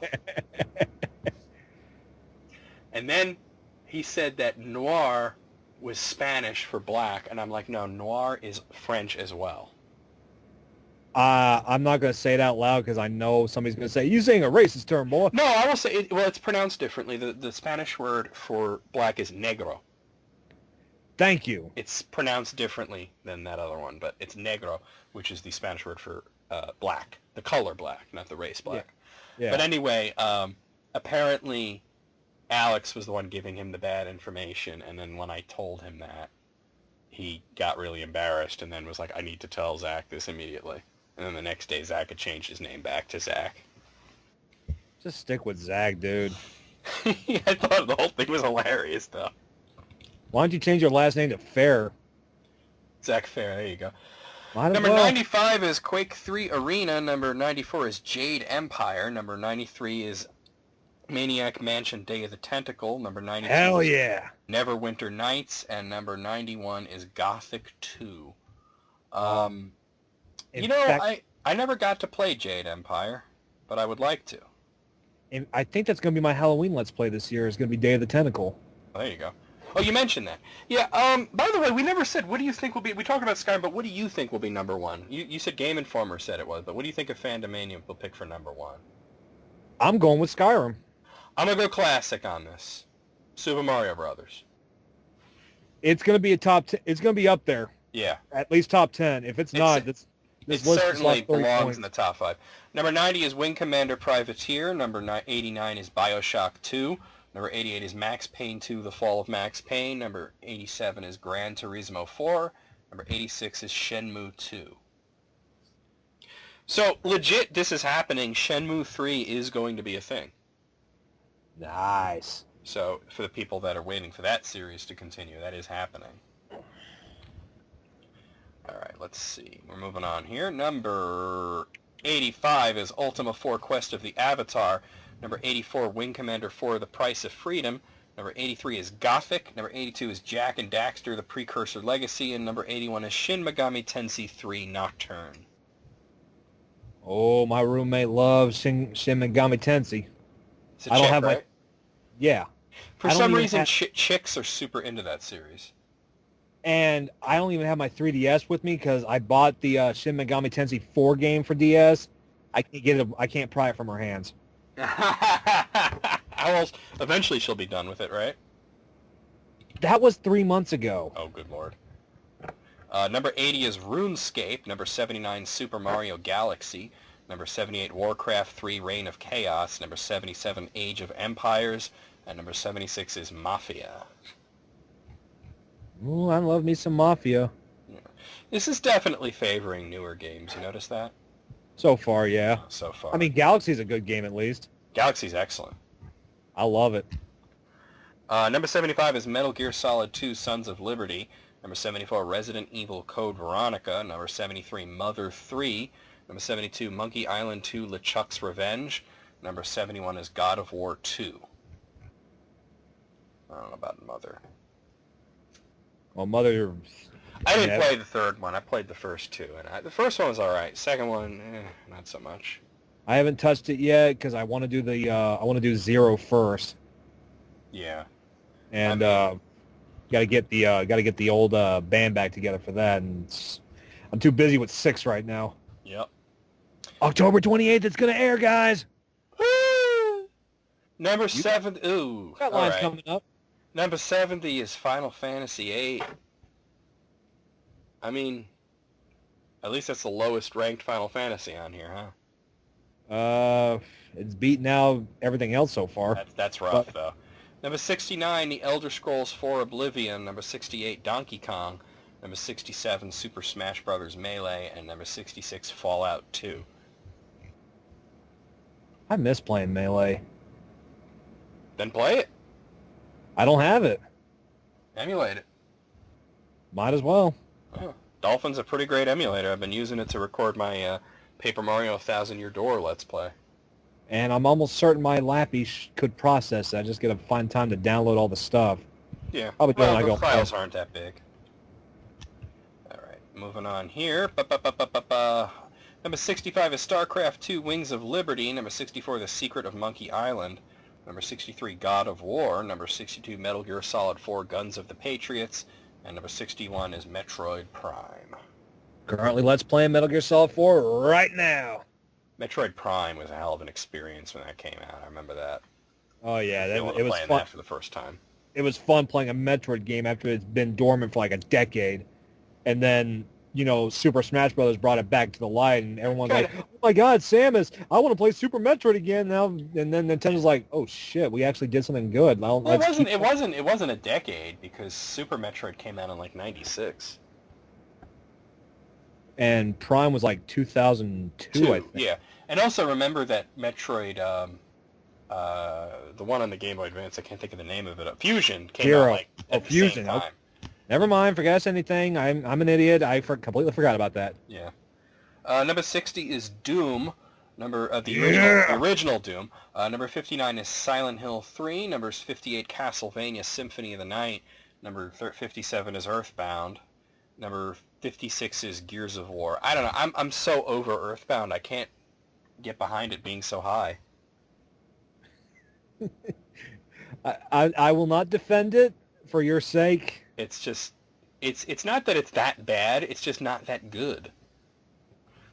All I'm going to say is I had too much fun with the LP of it because, Wow. the voice actors and Elizabeth. That's always a thing. I mean, like, I haven't done something like what you're doing with different voice actings, but, I mean, I did do Paper Mario where I gave every character a voice, and then I'm doing the same thing with Paper Mario 2, and boy, does that hurt my throat after a while, but it's Well, fun.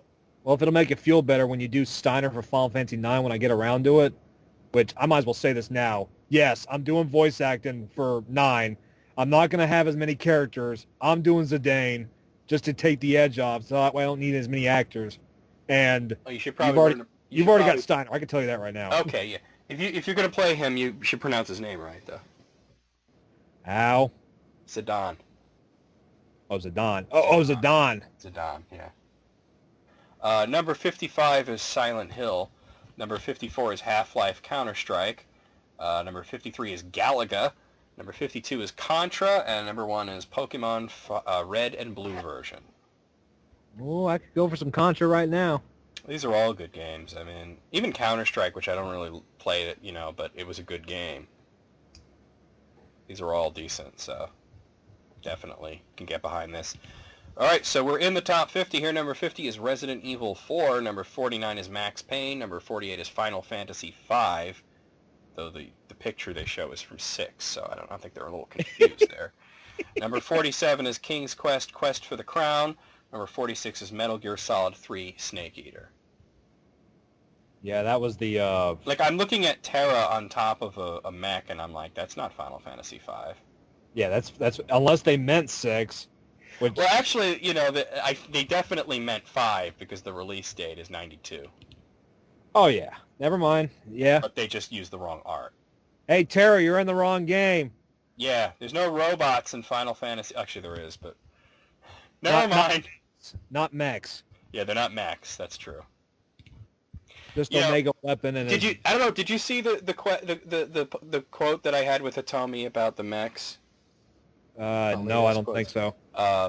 Because we were talking about there was an earthquake there, and or something, and everybody's just like so freaked out because of North Korea, and they're like, "Is the earthquake in near Fukushima, is that natural?" And she's like, "Yes, it is." And she's just so pissed off that everybody's so like caught up in North Korea. And I said, "Well, that's because the last time an earthquake hit North Korea, Kim is like, it's my wizard powers, And I said that shit, I forgot where I was going with this. Oh, right. I said that, there are people that actually believe that America has a giant gun that shoots hurricanes. Hugo Chavez believed that. He was the president of Venezuela, and he believed that. So, and then she says, oh, well, there's people that think Japan has an army of mechs. And I'm like, well, wouldn't that be cool, though? Like, imagine if, like, you had all these mechs, but you didn't use them for war. They just, like, made omelets. It's Mech Warrior 4 all over again. Yeah. They just make omelet. Would you like onions? Yes, no. But, yeah, and I was saying, like, we have mechs in America, but we use them for monster truck shows. Yep. So there you go. Texas Motor Speedway next month, I believe. Number 45 is Final Fantasy Tactics. Number 44 is Shadow of the Colossus. Number 43 is Mass Effect 2. Number 42 is The Sims. Number 41 is Fable 2. Alright, well, I had to say that 2 of these belong higher and 3 of them belong lower. May I say Fable 2 is the one that belongs higher, and Shadows of the Empire should be a little lower? Shadow of the Colossus, not Shadows of the Empire. Oh, I thought you said Empire. I'm sorry. No. Fable 2 should not be higher. It's not that good. I liked it. Yeah, but it's not that good. Not as good as some of these other games. The Sims, Shadow of the Colossus and Final Fantasy Tactics are masterpieces. They should be a lot higher. Well, I'm going to be honest. I've never finished Tactics before. Oh, wow. I need to, and when I get around to it, it's going to be on the PlayStation Portable. So I would love to Let's Play it. It's just that each battle is like an hour long. I think that's what turned me off to it. But then... Well, I love the gameplay, but then the story, I mean, everything about it is so good. And then, but the PSP, they did what Tactics Advance did, which was speed it up, or put a speed button in there for the battles. Yeah, well, also they retranslated it, too, which really helped. Yeah, that too. as well as put in some kind of like comic book styled cutscenes too. And that looked a lot better. So I may give it a shot next year. Yeah. Number 40 is The Legend of Zelda Majora's Mask. Number 39 is Sim City. Number 38 is Grand Theft Auto San Andreas. Number 37 is Super Smash Brothers. And number 36 is Rock Band. I'm confused. Are we going backwards here? I think so. First of all, you're saying that the original Smash Brothers is better than Melee? Because that's not even close to being true. Hell the fuck no. The original Smash Brothers was barely finished. It was still fun, but damn. Yeah, it was fun, but it didn't have much content to it. You know how many characters were cut out of the original Smash Brothers? At least a dozen, because there was only 12 in the end, and then Melee comes around, there's like 50. Well, there wasn't 50 in Melee. There wasn't 50 until Okay. until like Brawl. But no, Bowser, Meta Knight, King Dedede, and Meowth were all supposed to be in the original Smash Brothers. Meow still hasn't made the cut yet, has he? Yeah, just as an assist trophy. And that's it. I don't think that they would actually put Meowth in it because he's like, I think they wanted to at the time because the Pokemon anime was new and he was like a major character. Well, shit, in that case, why does he got to be named Pokemon Trainer? Just call him Ash Goddamn Ketchum. Or Red. Yeah, or Red. It was clearly Red. I mean, that's who it was based off of. Yeah. I like in the new one that you could just play as Charizard without having to worry about the other two idiots. Oh, yeah. Like, what? Like, I don't want to play as goddamn Squirtle or Ivysaur. Let me play as goddamn Charizard. Actually, Ivysaur was pretty good, though. I did use him sometimes. I don't. It's been a while since I played it. Well, you know, in Melee, believe it or not, in Melee, my character was Roy. I was very good with Roy. Oh, when my brother, my friend, and I would go for Melee, and one of them was play as Roy, and the other one would play as Samus, and we'd turn the damage ratio up to 2.0, and they'd all have these one-hit KOs and That's stuff. So we'd also play it on 2x speed. Oh, like my everybody's God. got rabbit ears on, and I'd be sitting there, I'd be Dr. Mario, and I'd be one-shotting them too. I mean, me and my friend Brandon used to play Roy versus Link was the big thing. His character was Link, mine was Roy. All right, number 35 is Grand Theft Auto 4. Number 34 is Halo Combat Evolved. Number 33 is Assassin's Creed 2. Number 32 is Sonic the Hedgehog 2. Number 31 is Age of Empires 2, The Age of Kings. I still feel like we've kind of gone backwards a little bit. 50-50 so far. Yeah, I like Sonic the Hedgehog too. Yeah, I mean, it's a great game. Notice it's like the first Sonic game to appear on here, meaning that's the lowest ranked out of whatever Sonic games are on this. As long as it's not Sonic 06, we'll be fine. I doubt. That might be on the top 100 worst games ever. Oh God, oh. All right, number 30 is Mass Effect. Number 29 is Star Wars Knights of the Old Republic. Number 28 is Portal. Number 27 is Kingdom Hearts, and number 26 is Deus Ex. And I'm going to be streaming Kingdom Hearts for this for Tales for Hope charity on the 28th as well. You have legit never played Kingdom Hearts. Oh, it's fun, man. It's addicting. It does look like a good game. I just never got around to it. Maybe one day I will. Well, all I'm going to say is it's fun, and whatever you do not take it seriously, because so many people take it seriously, and that's why That's cringy as fuck. The story's gotten so convoluted. Yeah, that because wasn't the people- first one like, hey, let's put Final Fantasy and Disney together and see what happens, and then after that it got really confusing? Oh yeah, like I'm still confused. I've been playing it for over 15 years, and I'm still confused as all hell. Wow. Number 23 is Civilization? I'll say something about that one when we come back. Number 24 is Super Metroid. Number 23 is StarCraft. Number 22 is Uncharted 2 Among Thieves. And number 21 is Dragon Age Origins. All right, Okay, let's hear it for Civilization. the original Civilization is a fine game, but they've improved upon it with each subsequent sequel, so I'd be very surprised if that's the only one on here.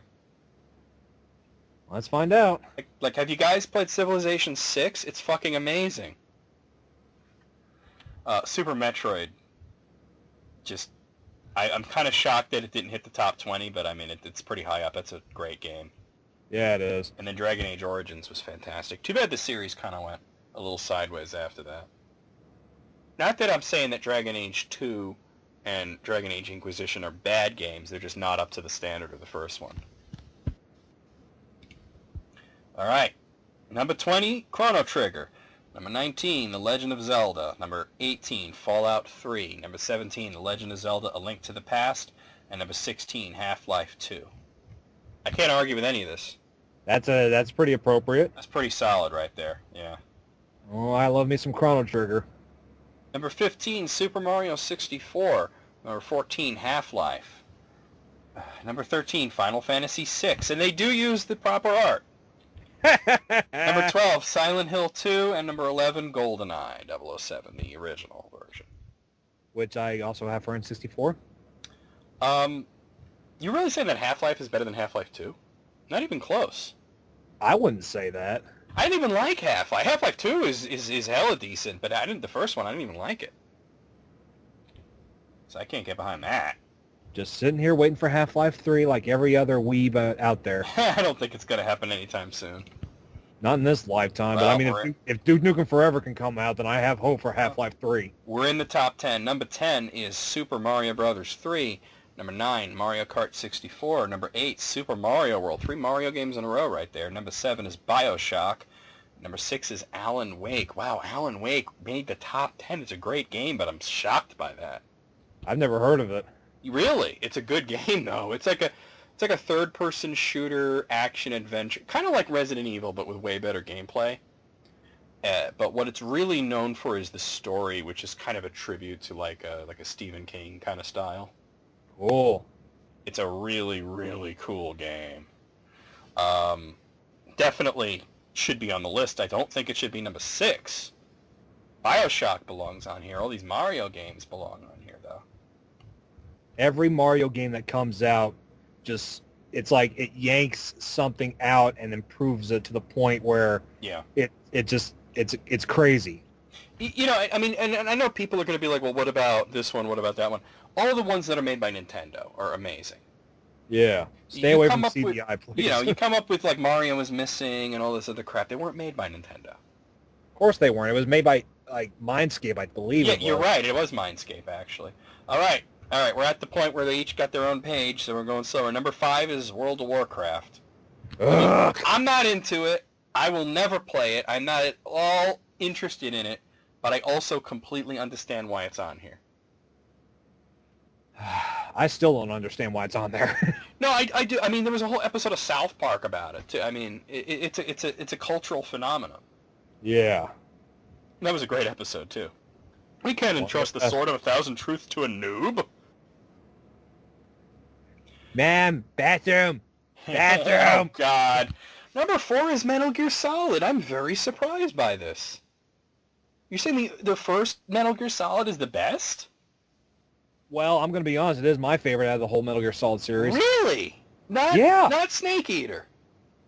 Not Snake Eater, not Guns Not of the Patriots. wait, hold on. Not the Phantom Pain.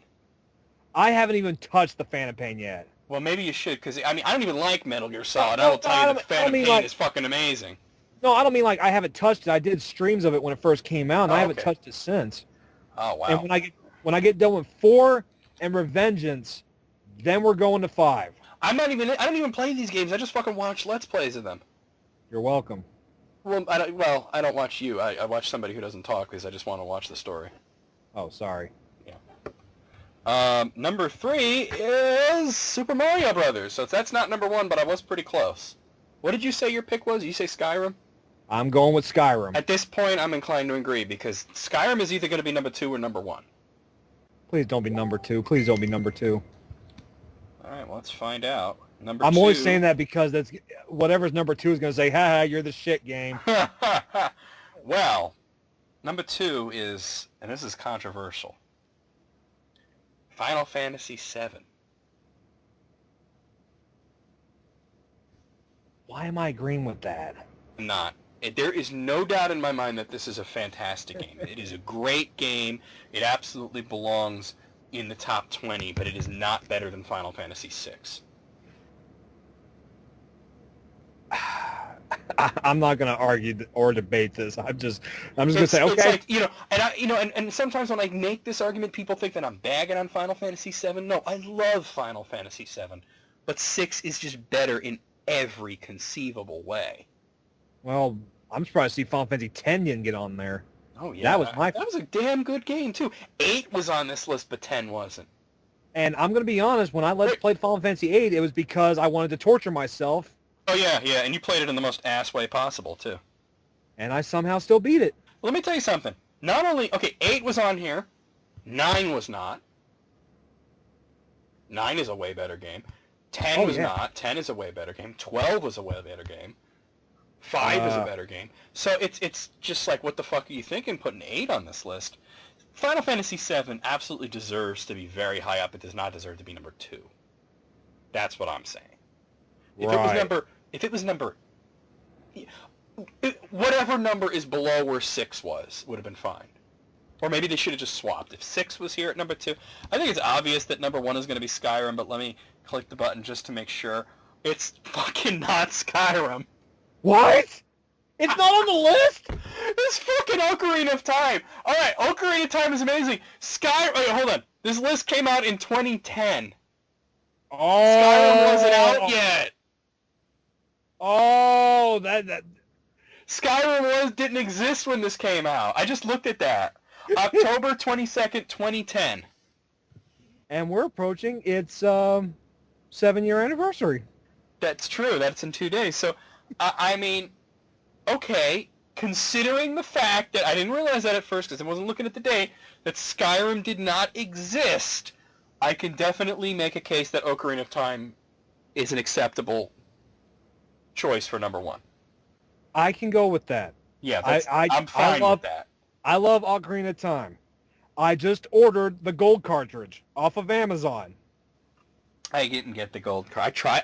I should have. I pre-ordered the shit. I should have gotten the damn gold cartridge, but I Hey, you didn't. should have. What the hell? I didn't get it. It was gray when it came to me. Well, all I'm going to say is... I got the gold one for Majora's Mask. Well, they were all gold on that one. No, I got the one with the hologram on it. Yeah, that's the one. Yeah, it's gold with a hologram. But, okay, so out of 100, and keeping in mind that, like I said, Skyrim couldn't be on this, I'm going 65. with 70. I'm going with 70-30. So you're 70. Yeah, 70. Okay, so I'm saying 65. I just said that because I said 50-50 earlier. Yeah. I was like, wait a minute. I'm trying to be funny here. Don't get it too twisted here. All right. I'm going to leave... They have one more of these lists on this site. I'm going to leave this one up to you. Do you want to do 100 greatest books of all time? No. I didn't think you would because it's like... That's Chances interesting. Are most of these books I may not have even read before. Okay, but you know what? Out of curiosity, how about instead of going through the whole list, we just do the top 10? Okay, I'll do that. That's a cool idea, right? Yeah. So, according to Fandom, the top 10 books of all time. Number 10 is A Hitchhiker's Guide to the Galaxy. Well, no doubt about that. Yeah, that's a good choice. Oh, Number yeah. 9, To Kill a Mockingbird. That's also a good choice. Oh, that's such a good book, too. Number 8 is Gone with the Wind. That's, if you could lift it off the ground and read it, it's a great book. Hey, if you can read Stephen King's It, you can read Gone with the Wind. That's true. Number 7 is Pride and Prejudice. Okay, yeah. Huh? Number 6 is Harry Potter and the Philosopher's Stone. The book that started it all. I mean, it's not the best one in the series, but I understand that you're picking the first one for a reason. It could be because of legacy as well, because it Yeah. did... Like, I remember getting it for Christmas. I'm like, what the hell's this? And, you know, of course, it wasn't because I was being ungrateful. It was because I was like, what's this? You I probably never heard hadn't heard it. Well, yeah. You know, the first time I heard of Harry Potter, I was in college, actually, and my English teacher mentioned something about... It was right after Halloween, and she mentioned that she saw a lot of kids dressed as Harry Potter, and nobody in the class knew what it was, because it had just come out. Right. That was the first time I'd heard of it. Number 5 is On the Origin of Species. I guess it's not just fiction, it's also, I mean, because that's a textbook.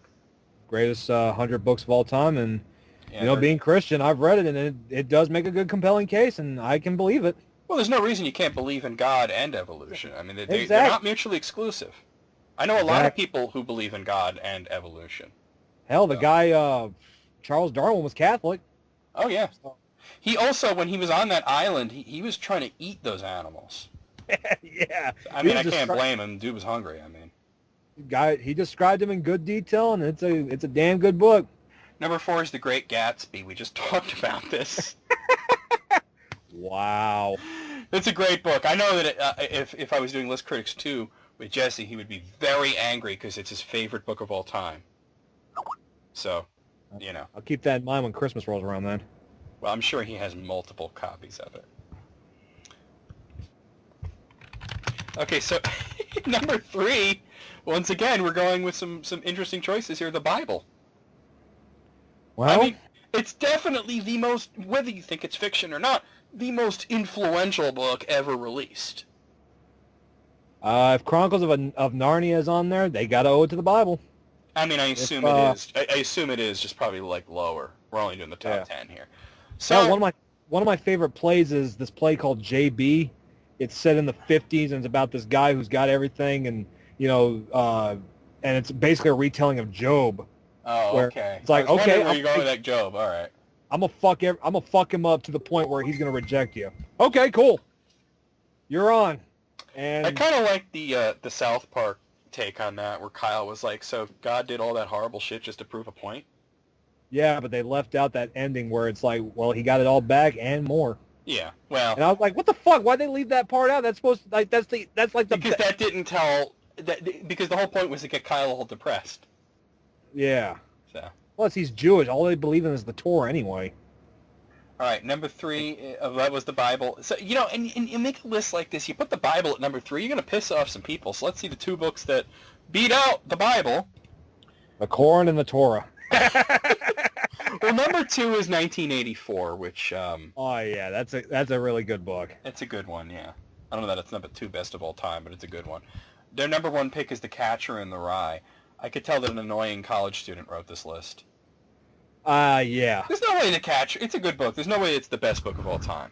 I remember reading it, and it was that South Park episode. It's certainly a good read. Yeah, but I felt the same way as the South Park kids did when they read it. It was like, I felt like, oh, it's real controversial. I'm gonna read it, and I read it. I still liked it. It was just, why did this cause so much controversy again? Why did it make that one guy kill John Lennon? I don't think it was because of scapegoating.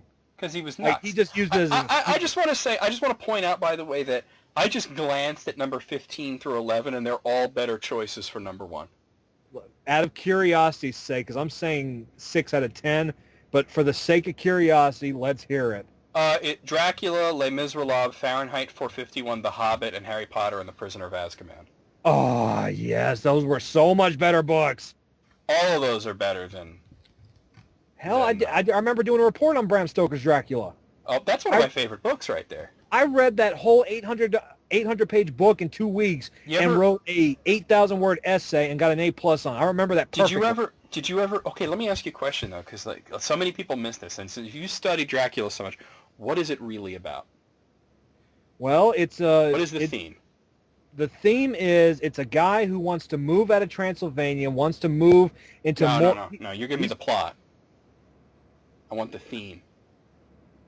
The theme is... Shit.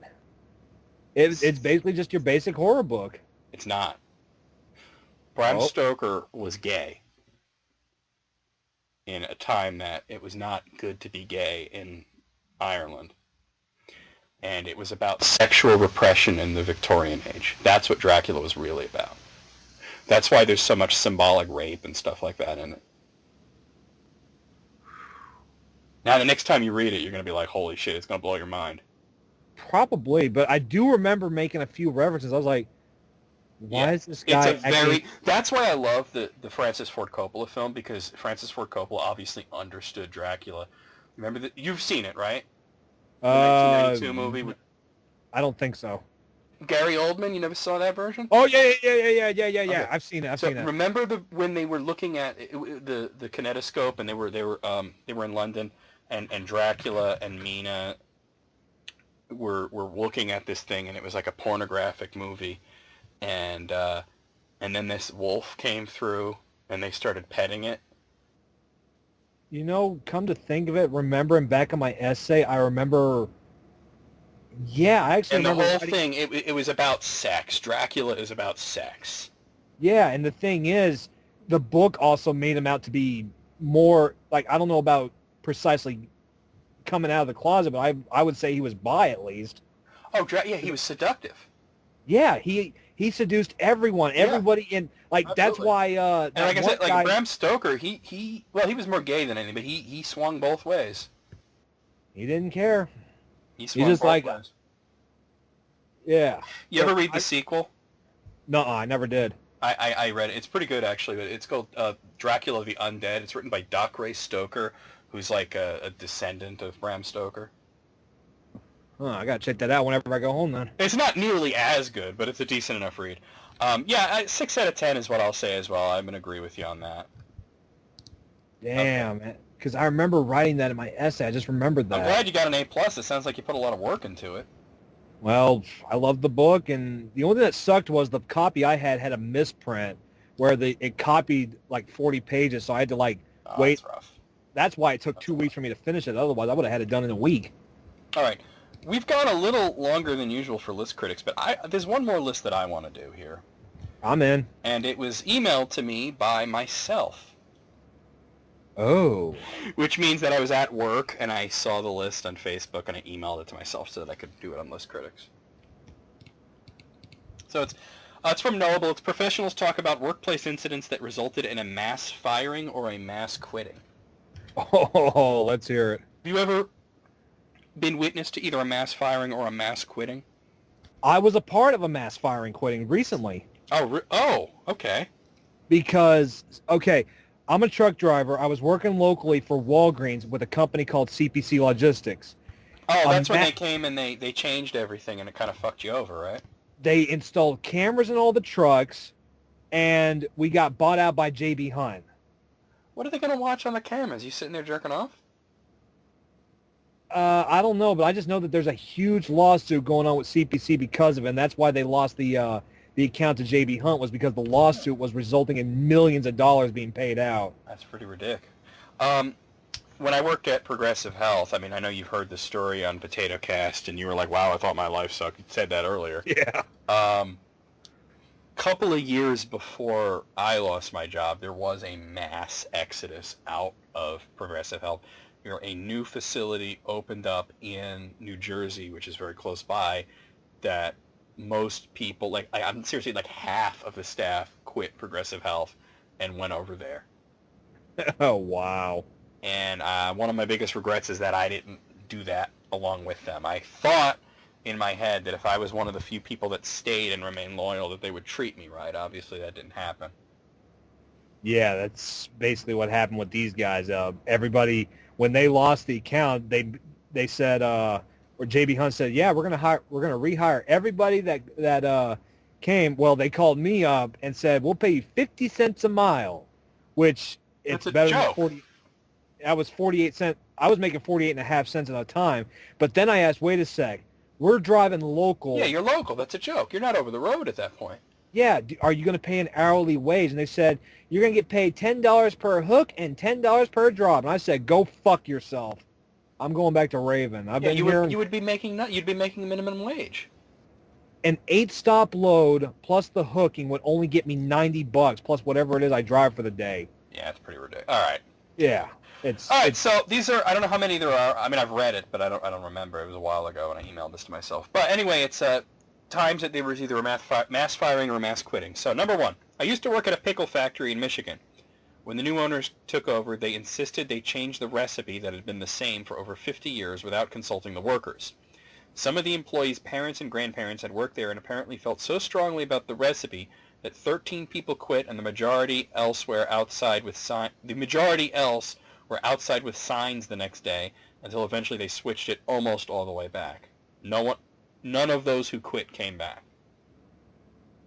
Can you imagine having such a great life, having it so well and being so privileged as to stage a protest over a company changing a pickle recipe?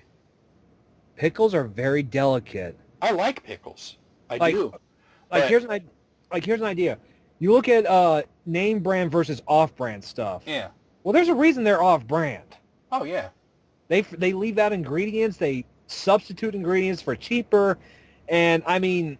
I like a good pickle, but imagine having such a great life that this is what causes you to protest, that nothing else bothers you, but what's going to get you to march outside with signs is that they changed the pickle recipe. That's crazy to me.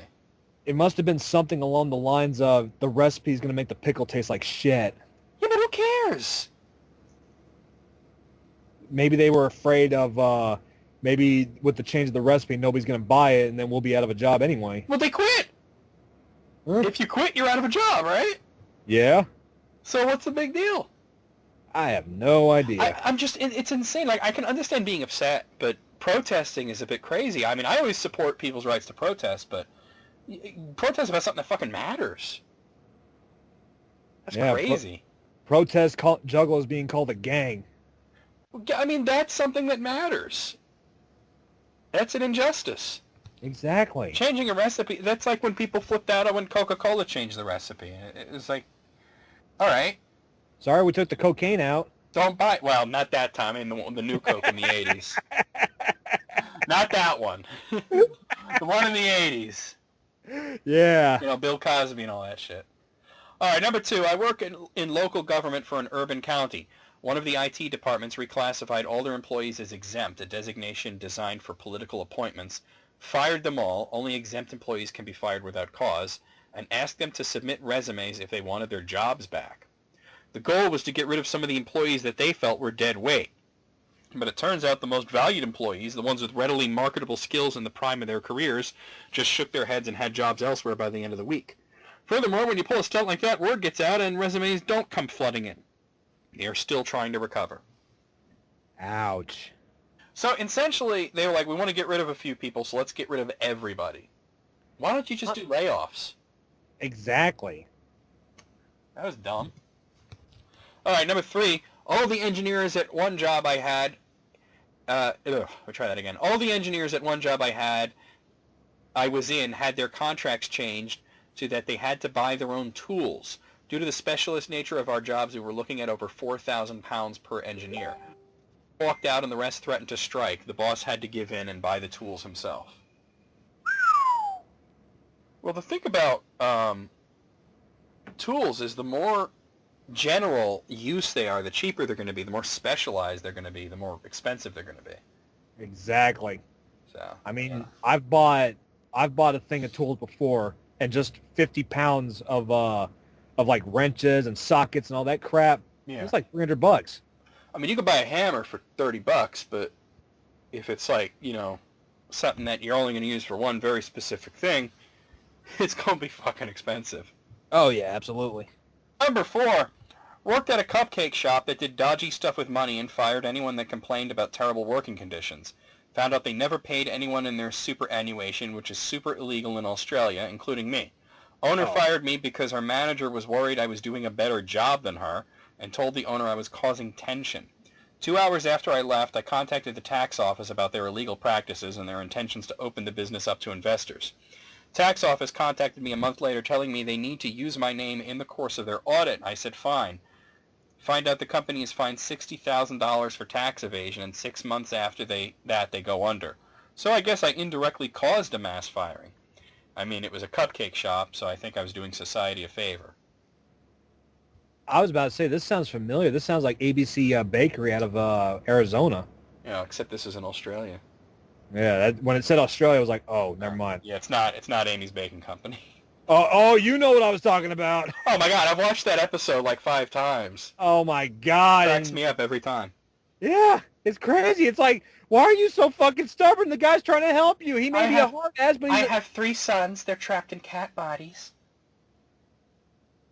Meow, meow, meow. All right, number 5. I worked at a bar restaurant in a fairly low-income area. We had parties of 8 or more come in regularly, and they would run up $200 checks, which was fine, since they had an automatic 18% gratuity for being such a large party. They decided to eliminate the large party gratuity options in hopes that it would inspire servers to work harder. Instead, we all started getting regularly stiffed on those massive checks. Within 3 weeks, over a third of our staff quit. Can't say I blame them for doing something like that. Taking away their tips doesn't inspire them to work harder. And quite the opposite.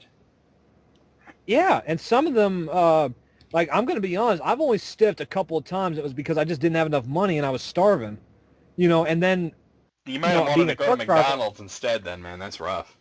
Yeah, but I mean, I go back, they'd recognize me, and I said, hey, I got enough money this time, I'm going to double the tip. Oh, there And you then go. they get real nice with me, and it's like, yeah, thank you so much. And then I give, like, usually I give, like, I order like a $10 meal, and I give them like $3. Yeah, $3 is like the minimum tip for anything.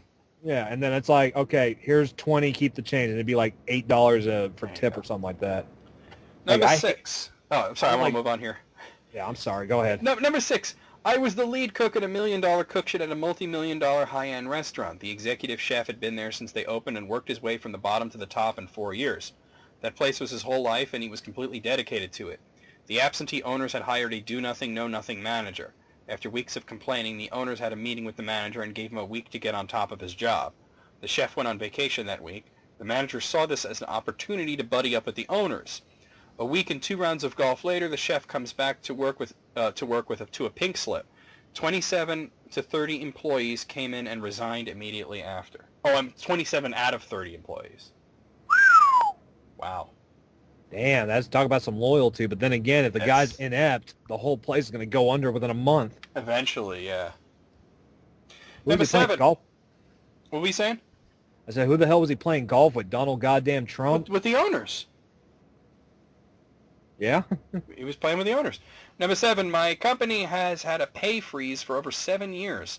We've had 10 plus employees quit in our office due to this. The work is rather hard and we are expected to work up to the state standards, yet we are paid near minimum wage. We have patients' lives in our hands. Dude, is this Progressive Health? Maybe it was it you that submitted that one? It was not, no. But it sounds like Progressive Health. They would give you a raise every year, but they capped it at $13 an hour. Yeah. Which for that kind of work, usually you would start at $13 an hour. So, you know. Number 8, a friend of mine quit his job a year ago after the company was bought out by a place in Ohio that announced several things. Engineers would receive no raises in the foreseeable future because engineering was not the company's sole purpose. They slashed healthcare to the bone, and they changed dental plans to Delta, Ohio. Friend lives in Massachusetts where nearly nothing was covered. His leaving was followed by nearly 1/4 of the engineering staff. I wonder if Tanya knows that guy. It's possible. She does know a lot of people in Massachusetts. Well, it's not that big of a state, so. Yeah. Number 9, the CEO constantly would throw hissy fits, yelling, screaming, questioning your motives, and keeping people she didn't trust at arm's length. She wouldn't respond to emails, had no idea what was going on with management, and had to be in the limelight at all costs. It was truly bizarre. After a couple of attempts at intervening, a few times softly and once very firmly, people started to drop like flies. And we were talking highly skilled employees that could find work anywhere. We weren't McDonald's in the sense that positions could be filled easily. It was really sad and infuriating at the same time, a shining example of incompetence. I believe it. How do you get to be a CEO when you have a personality like that? I have no idea. It's crazy. You got to be cool, calm, collective at all times. You got to be like Captain Spock just about when he was captain. There you go, right? No matter what, you keep going forward. Number 10, after 2 years of belt-tightening, wage reductions, and broken promises, myself and a few others who remained on the job were told that the company didn't have any money. Then the owner's prick son rented a villa in Tuscany for 3 weeks, and his father used miles he accumulated on the company's dime. He flies first class from Florida to New York for meetings that could be done with a phone call, now we know why, to fly the entire family there. Currently, one partner is gearing up for a lawsuit for contract fraud, and myself and the other former employees are gearing up to sue for wage theft. If you're crying poverty, don't vacation in a Tuscan villa. Yeah, he probably should have kept that one under wraps at least. Just not be a dick. Yeah, that too. Yeah. Number 11. I was in school, a pretty big football school. One of the football players got hurt. The following week, admin ran a system check to see who had accessed said player's medical record and wasn't on the care team. About 30 medical students were kicked out of the program, as well as a smattering of other people. One girl in my graduate program who was in her 5th year got booted. If you make a HIPAA violation like that, you don't recover.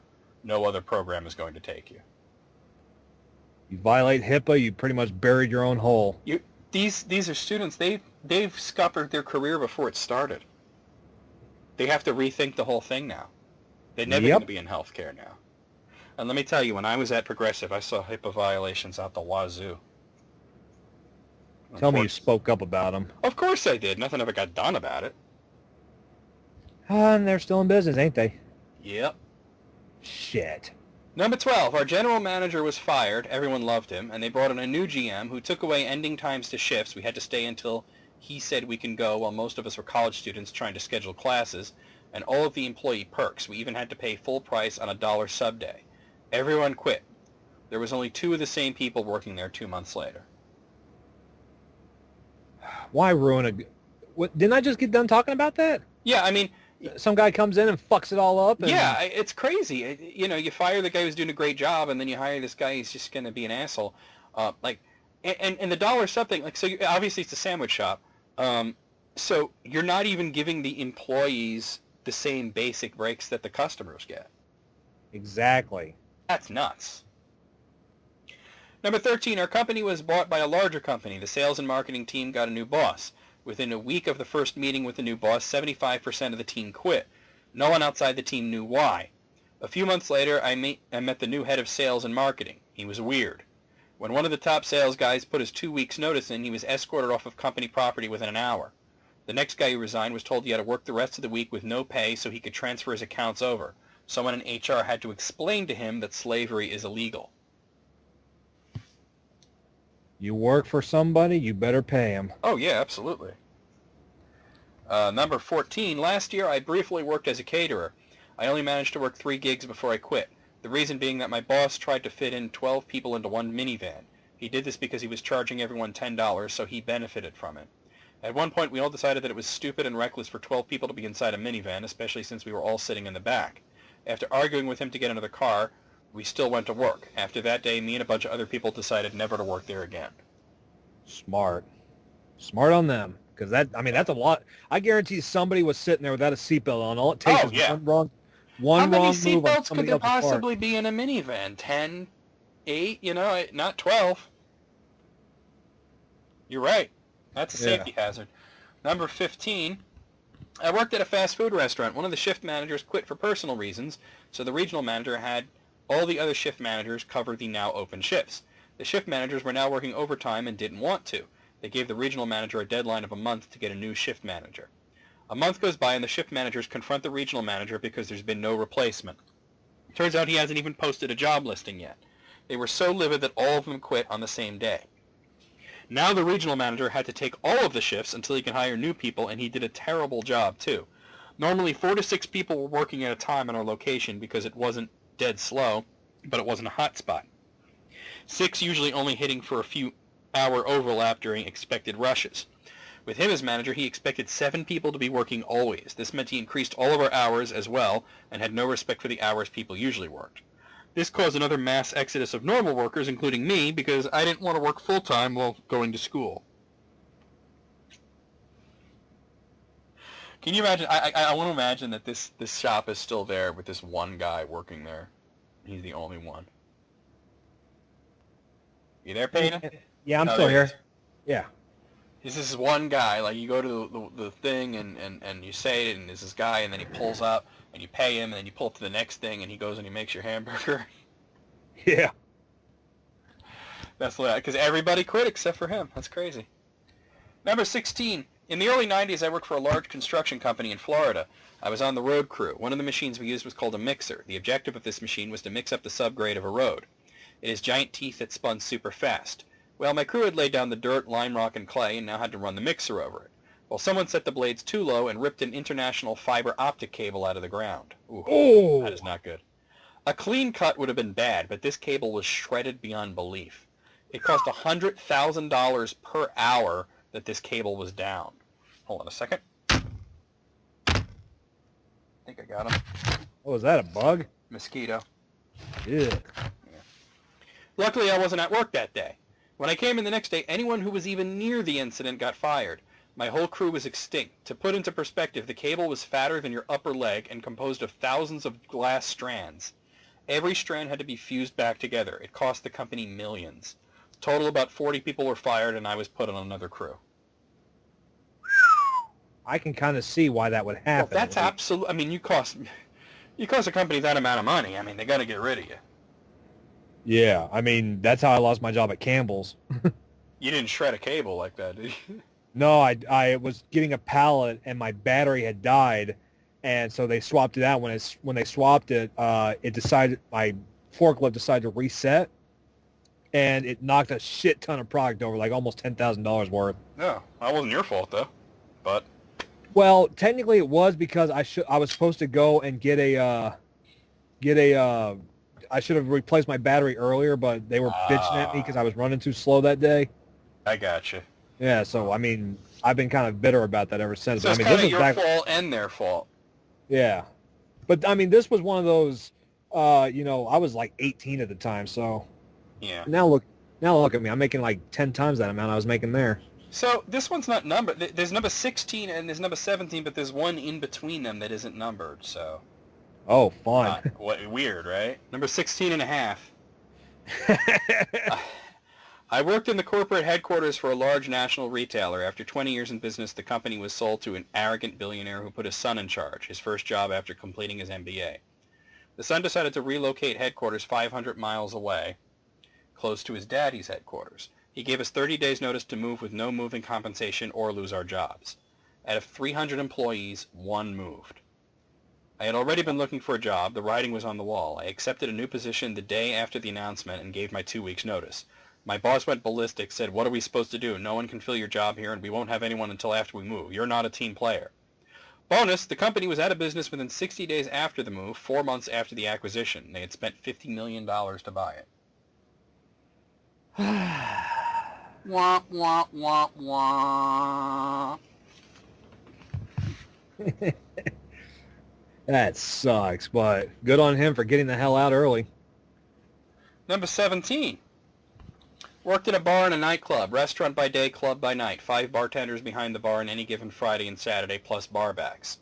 Thought something was weird about our credit card tips, went to the bar manager. We collect receipts and checkouts plus paychecks for a few weeks, examine them. Someone is withholding quite a bit of our tips. Fast forward to a busy Friday night. Owner comes in to see how things are going. Bar manager confronts him. Owner denies wrongdoing, claims what he's doing is legal. It wasn't. He was pocketing the withheld tips. Bar manager signals for me to come over, threatens to quit if the owner doesn't return the money he stole. Owner more or less says, "Oh well." Bar manager walks out. I lean into the bar long enough to tell one of the other bartenders what happened, give the owner a snarky wave, and follow him out. 5 minutes later, the rest of the bar staff joins us, and we wander down the road to another bar to commiserate over this ridiculousness. Left over 500 people in the club with no bar staff. Found out a few days later that the daytime serving staff heard what happened and quit too. Last I heard, they had to shut down for a few weeks to restaff. Still overly proud of myself for that. As you should be. I'm proud of them as well. Oh, there you go. I was going to say Payton's in the void there. Oh, I'm in the void. Where but- the hell's Gilgamesh at? X-Dad's going to eat my ass. Oh, Not my. like sexually. He's going to eat it with a side of my liver and some fava beans. Oh, God. You know, you just reminded me, when we were driving home yesterday, we passed by close to where Progressive Health was, and we were making jokes about that. And then my sister's boyfriend started ranting. He saw some teenagers holding hands, you know? And he's like, "They're not old enough for that. They shouldn't be doing that at that." And he's like ranting about how kids are having sex too young. And I'm like, "Yo, B, they're just holding hands. They're not eating ass." And then he calmed down. It's like, I think at that age they're old enough to hold hands. I mean, come on. He's like, "Well, that's what it leads to." I was like, "Yes, eventually, but you don't have to watch it, so." And it probably won't be in public unless they're like brave as hell. I would help the hell not. I don't know. Number 18. I work at a corporation that deals with wholesale furniture. When the economy tanked, we took a hit. Like 1 in 2 people was let go, and the locations we service in the nation were close to halved. Yearly raises were ceased for the next 7 years. Just this past August, we all received word that raises were going to be brought back. Now we still only service about half what we originally work with, but that's also due to today's consumer who wants it off the internet, not out of a store. Oh, yeah. I could have told you that. Precisely.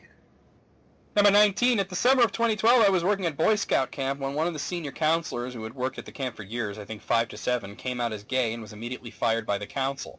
This caused a massive uproar at the camp, and about half the staff ended up quitting in solidarity, including many of the area directors and the program director. The rest of the summer was definitely interesting because we had to run a proper summer camp with 50 to 75% of our normal staff, even after new people were hired on to fill some of the empty positions. Well, that's what happens when you fire someone for being gay. Yeah, a mass exodus occurs. That's a pretty ridiculous reason to fire someone. It's like Big Gay Al all over again. So many of these situations have been covered by South Park over the years, right? Hell, there was a whole movie dedicated about a gay guy getting fired. It's on Hulu. Philadelphia. Yeah, Philadelphia. Well, he had AIDS, too. That was another reason that was controversial. And that was a true story. Yeah. And it's a okay. Great movie, by the way. Here's a funny story. My roommate, Lisa, was like, you want to watch Showgirls? And I'm like, no, I don't want to watch Showgirls. And then we're flipping through Hulu, and I see Philadelphia, and I said, I'd rather watch this. And she looks at me like, you'd rather watch Philadelphia, which is about a gay guy with AIDS fighting the law over a bunch of tits. Well, I mean, you could see tits on the internet. Philadelphia is a damn good movie. I said the same thing. I'm like, I don't like softcore porn. If I want to see girls getting fucked and tits, I can just go on X-Hamster. I can go on Pornhub, X-Video, you name it. Those are three of my favorite sites right there. I'm glad you mentioned X-Hamster. No one talks about that one. It's a good site. It's got a weird name. Here's a funny thing. My dad was the one that told me about it. I thought he was talking about some bestiality website. It sounds like it would be, but it's just normal pornography. Yeah. It's pretty vanilla, actually, which is fine because I actually kind of like vanilla. Well, I can't get into that whole hardcore, oh my yeah, it's a bit much for me. It's a bit much. All right, number 20. I worked in a tech support call center for some very terrible online backup software. The supervisors treat you like computers. They don't care about your feelings or workload. They just want short call times. They didn't care that you were snowed in or bedridden. If you call out, you're written up. The place has a 155% turnover rate 1 year from people having enough. So I just want to translate that. That means that they replaced 100% of their employees and then replaced another 55%. That's crazy. This year is on track for being the same. Personally, I quit when they tried to stop my wedding by calling me 2 days before my wedding and saying my time off wasn't approved. The time that had been put into the system and approved 6 months prior. What sucks is that the business probably won't go under anytime soon. The product rips people off so much that the company is making bank, and the economy is so bad that they know for every call center rep that quits, there's a poor sap that needs to pay rent to take their place. This must be TCI. This must be TCIM. Is that a backup thing? Yeah, or is that it was a backup facility for AT&T. Oh, there you go.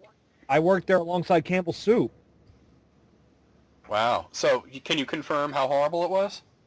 Oh, yeah. Okay. Turnover rate was, it does sound like 150%.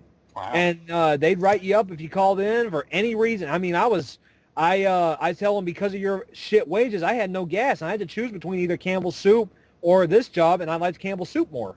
There you go. Number 21.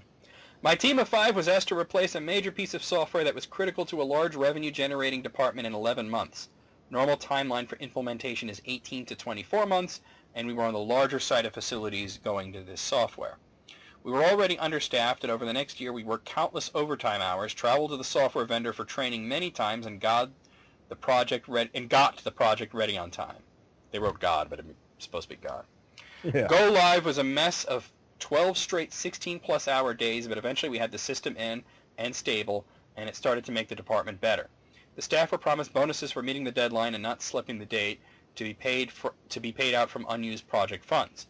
Despite hitting the go-live date and having more than $1 million left in the project pot, the IT team was criticized for most of the issues that happened during the 12-day go-live.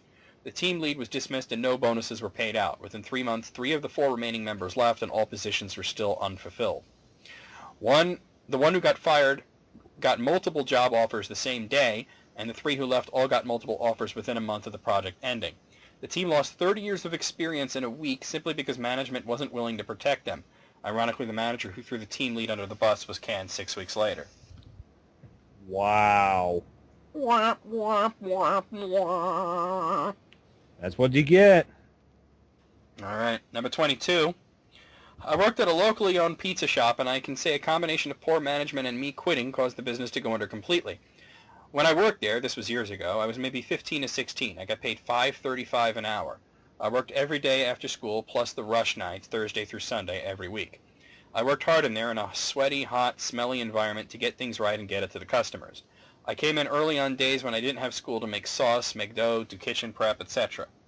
After a while of this, I went to my lazy boss and said, "Hey, Pat, I do an awful lot of work around here and I think I deserve a raise." Pat said, "Okay, we'll see what we can do." Fast forward to next paycheck, sure enough, I got a raise, 5 cents per hour. 5 cents. Was it Al Bundy that submitted that one? Yeah. I said, all right. Went to Pat again to put in my 2 weeks. She told me how entitled I was acting and how my job of line cook was a minimum wage position. I might as well have been the manager considering she took off promptly at 6 p.m. every night. Her 8 hours were 10 to 6 weekdays, and she didn't work weekends, and left me and the crew to handle dinner rush. Anyway, long story short, I quit on the spot after the entitlement comment, walked inside to grab my stuff, told the rest of the crew what happened, and everyone else walked out with me. Everyone. Both her drivers, both the other line cooks, and even the drunk who was our dishwasher. Within 6 months, that pizza shop, which had been in my town for at least a decade, possibly longer, was a hair salon with a new owner. And I bet the pizza wasn't even good. Probably not. It's managed that poorly, right? Yeah. All right, last one is number 23. I used to be a senior staff member at a web agency where the owner was completely bonkers. She'd already managed to run a previous agency into the ground and was in the process of doing the same to her current one. We were at crisis stage. We just about made staff wages for the month, and I and another staff member had deferred ours to make sure all the regular staff got theirs. We had one big client who was providing about 90% of our revenue. That client was getting pissed as we were behind on a couple of projects as idiot owner lady had promised them unreasonable deadlines without consulting the team. So I have everyone working flat out. Weekend plans are canceled. This is real crunch time and we need to keep this client. So boss lady shows up late, as always, and sends all the staff home with full pay. This is at 11 a.m. She wants to have an urgent planning meeting with just the senior staff. Of course, we had to do this on the studio floor, not the boardroom, as the studio had the big whiteboard. So she sent everyone home as it required total privacy. We're 15 minutes into the meeting, I kid you not.